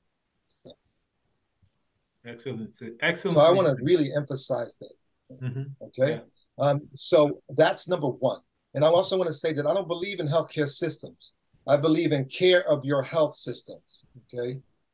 And I also want to say that, yes, okay, Dr. Lua, there has been a merging of the holistic concepts, even throughout medical schools and integrative, there's integrative school, that have integrated clinics, et cetera. But Obama tried to do some of this, okay?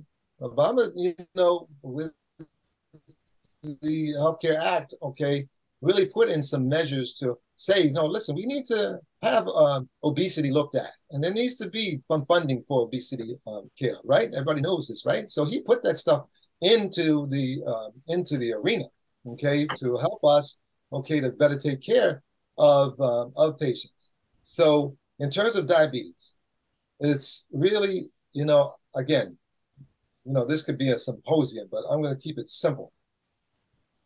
And that is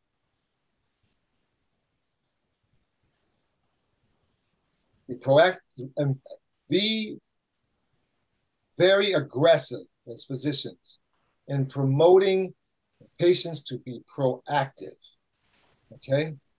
Because diabetes is the classic example of a continuum of a process that ends up in diabetes.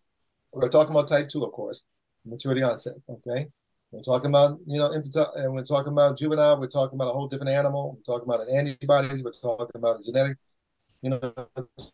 tendency and an antibiotic and an environment that then triggers off that genetic susceptibility as far as I'm concerned.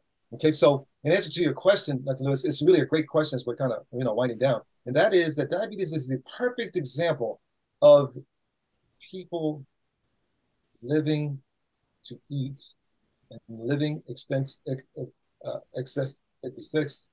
living but in the moment, okay? And not living, a life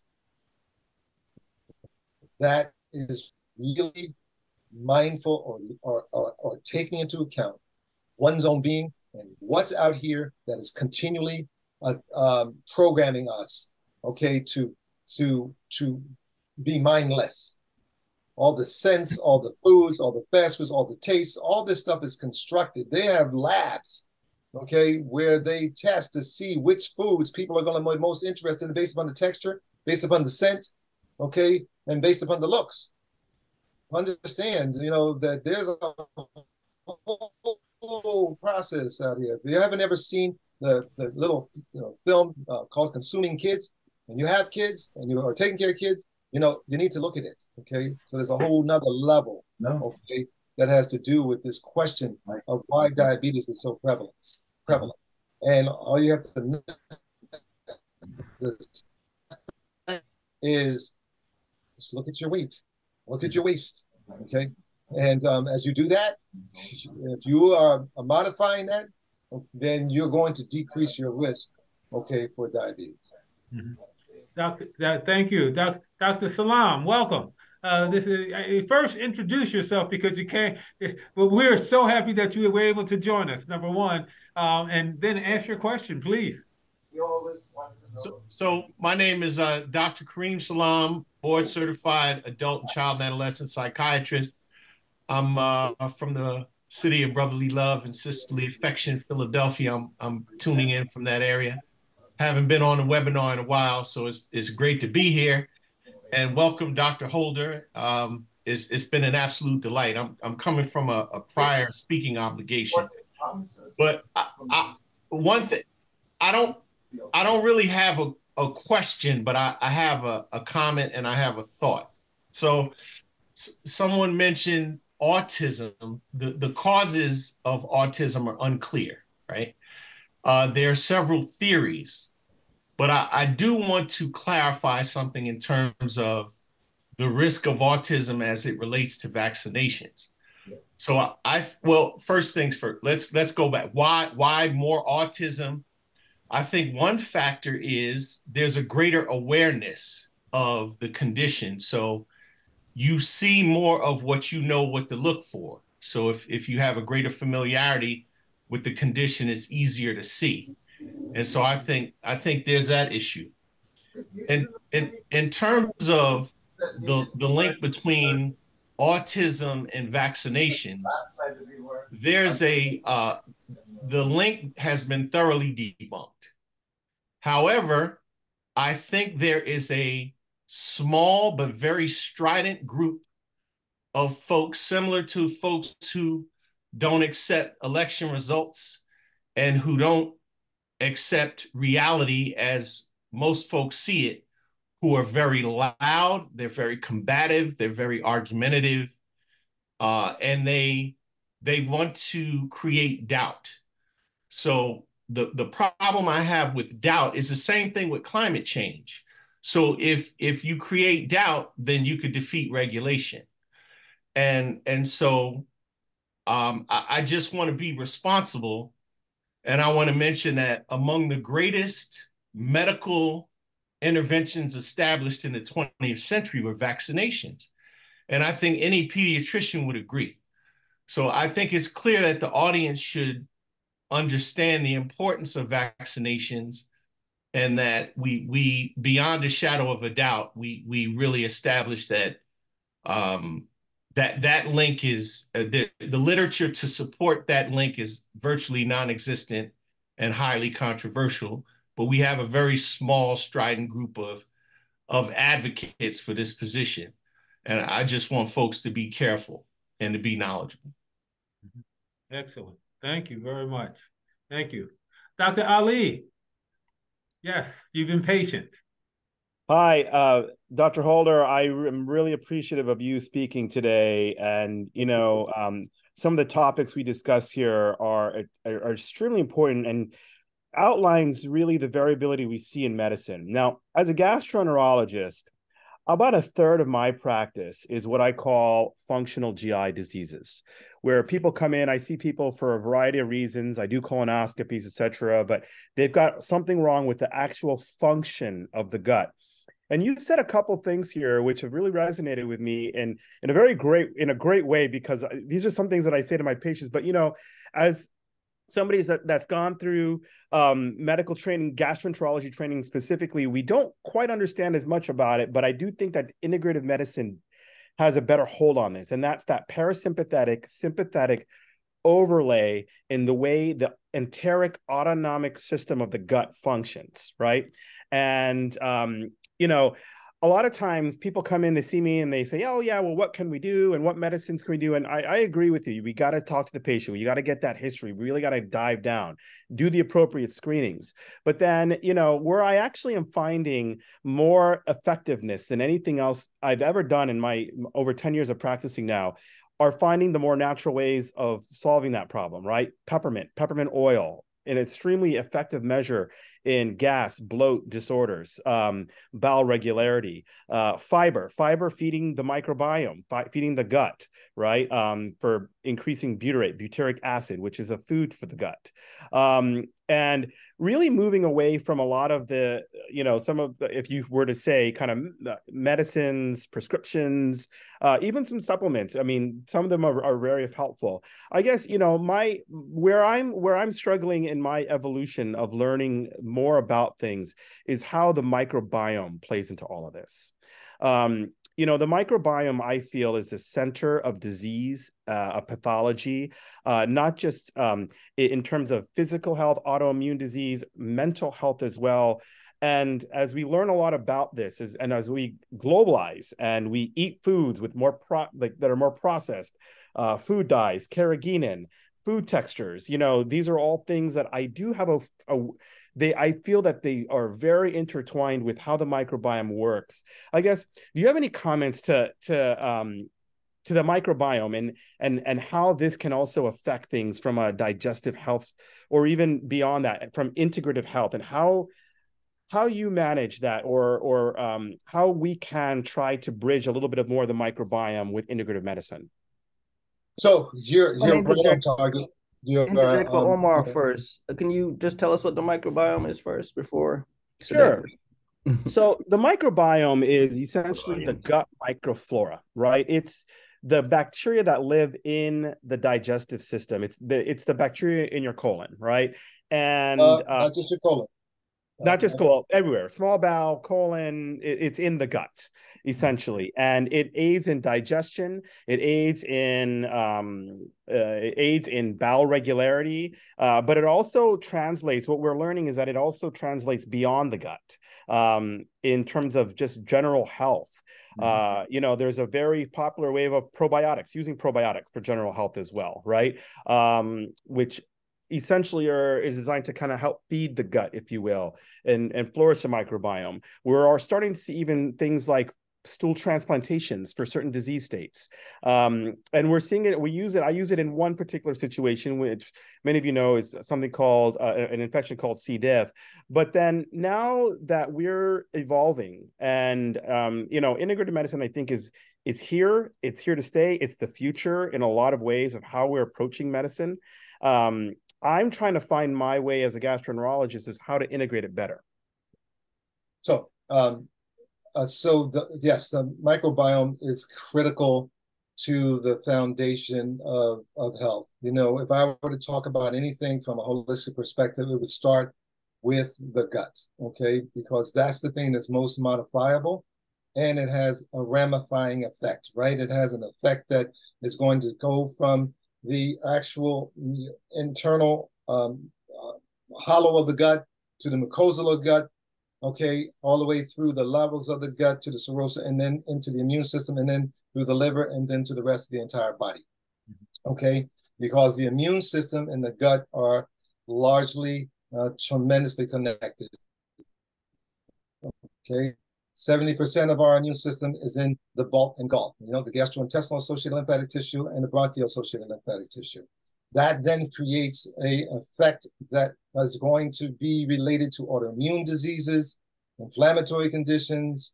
The process of metabolic syndrome has some relationship even to the gut. So in terms of the microbiome, well, you have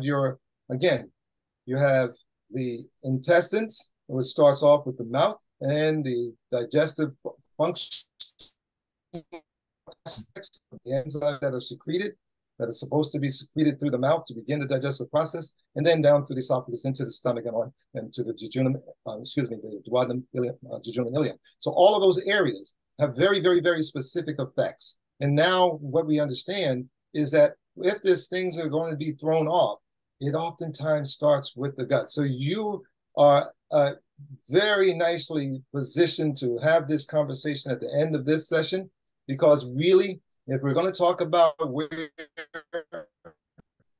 an individual has the greatest power to affect, I mentioned this at the beginning, it's in the choice of what they eat and what they think and what they feel. So the most concrete aspect is what's being eaten, and because that's affecting the microbiome of the gut.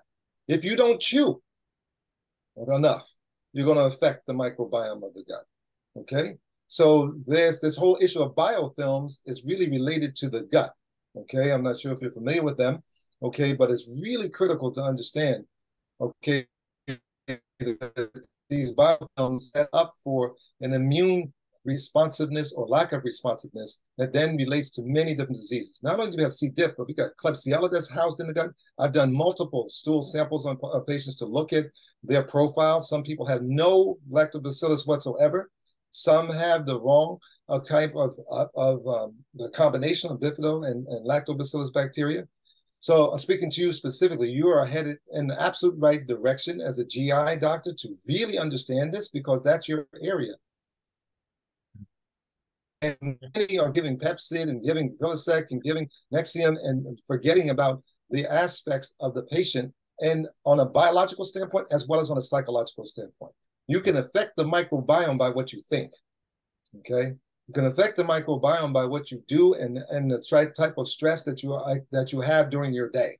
If you're, if you don't understand the circadian rhythm of 8 a.m., that's what cortisol is going to be released, and 4 p.m. there's going to be another peak, and that gets disrupted because the individual is not in sync situations of their life. The microbiome is affected because it affects the contractions of the intestines and the electrical activity of the intestines. Instead of that vagus nerve moving things through nice and easy, we get too much enteric action. We get too many areas that are now going into spasm, and now we have quote unquote irritable bowel, and then we get back up and get SIBO and small intestinal bowel overgrowth and a variety of different things. So all of this is related to this microbiome. So the microbiome is the core element of where we go off in terms of departure. And it starts, of course, again, with the thoughts and choices, and it ends with what we eat and how we sleep. Excellent, excellent. We still have 2 hands up, and believe it or not, we're out of time. But what I'd like to do, if everyone is in agreement, is we extend it just a little longer so we can get some of these questions answered and talk. And Kevin, if you have time to stay just a little longer than the 2 hours, if that's okay. Yep. All righty. Dr. Clark, please. Well, mine's a quick one. I think it's a quick one. So thank you again, Dr. Holder. What do you think is the biggest challenge or has been the biggest challenge for holistic healthcare? And how do you what's your approach to that? Yeah, a great question. The challenge is that there's not enough solutions.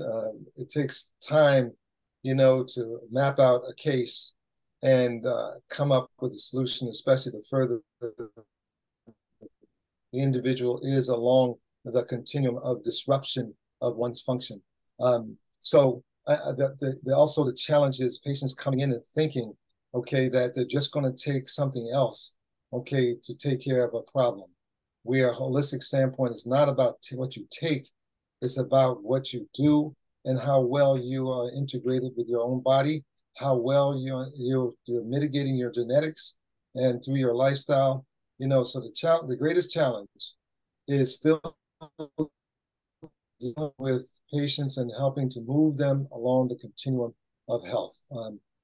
That's what it is. It's finding also there's so many different, herbs and foods and so much information, being able to integrate, the information and for a particular individual case is not easy. This is not, doing a holistic practice is not an easy thing.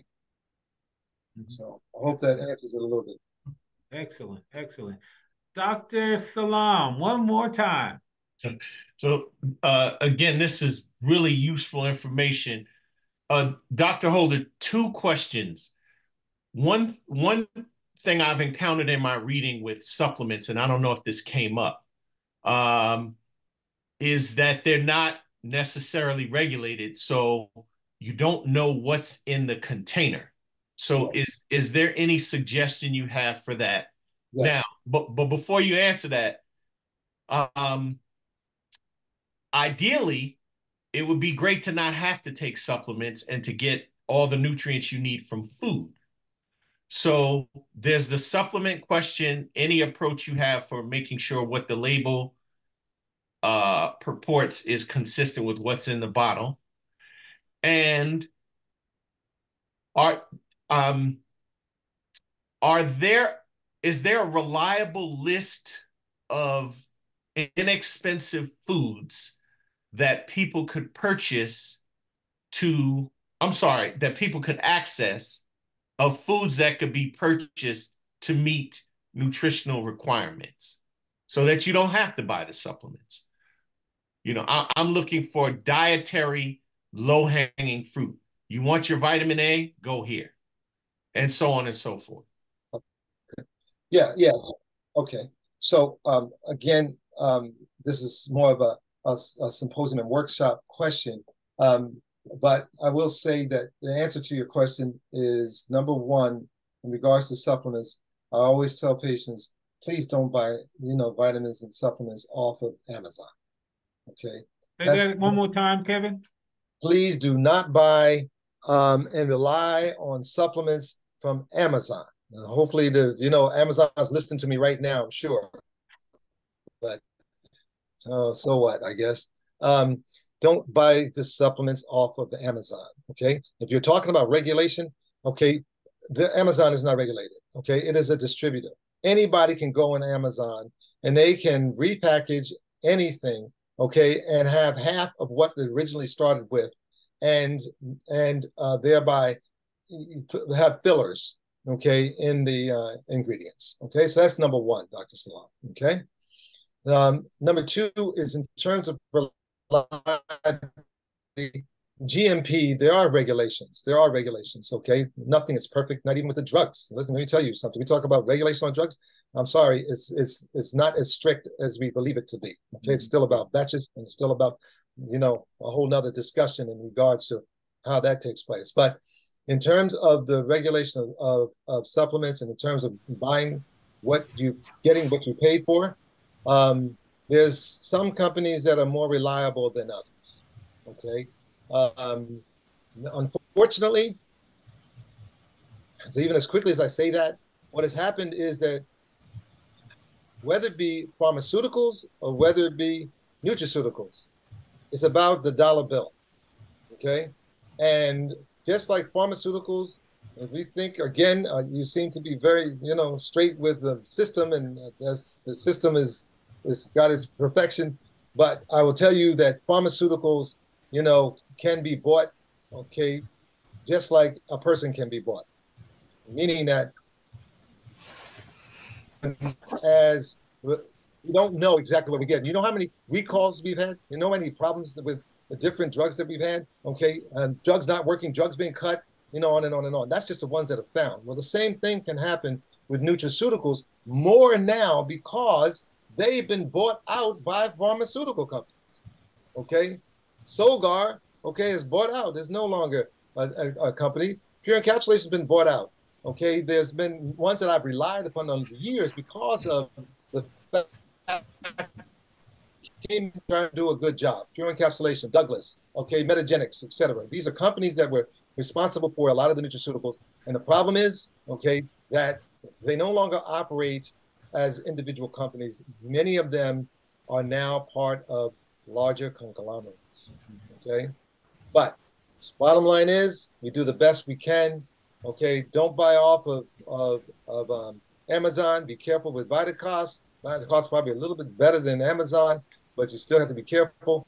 And you use the traditionally reliable companies, also with a caveat that you can't be sure. Traditional reliable companies used to be Solgar and Schiff, not so much anymore. Pure Encapsulation came on the block about 15, 20 years ago. They were great. And you could get their assays.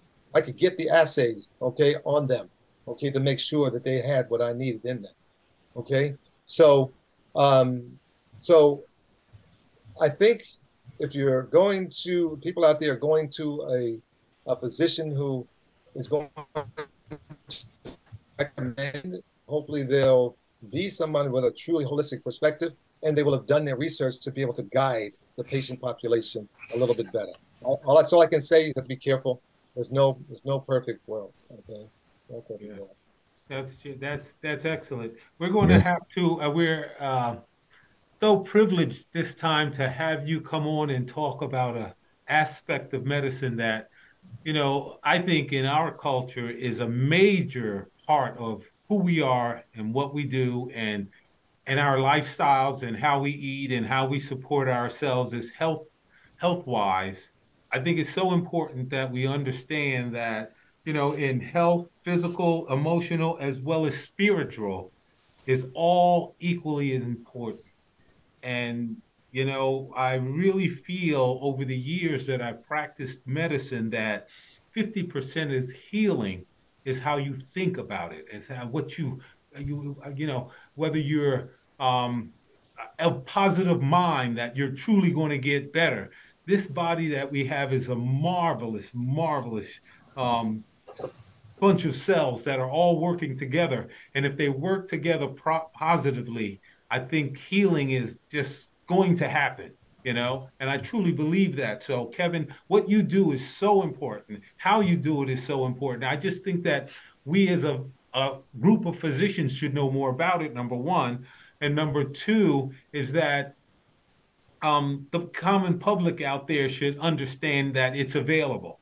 And so I'm just so happy to have you on today. So happy that you were able to explain some of the things that I feel, and I said this before, that I think most of us physicians, especially Black physicians, who care about the population that they serve, already do a lot of the things that you do on a daily basis. We may not have come to the point where we take it to 100%, but maybe we do it on a 50% basis, or maybe we do it on a 75% basis and that intensity, but we do it. And it's so gratifying to hear you talk about it.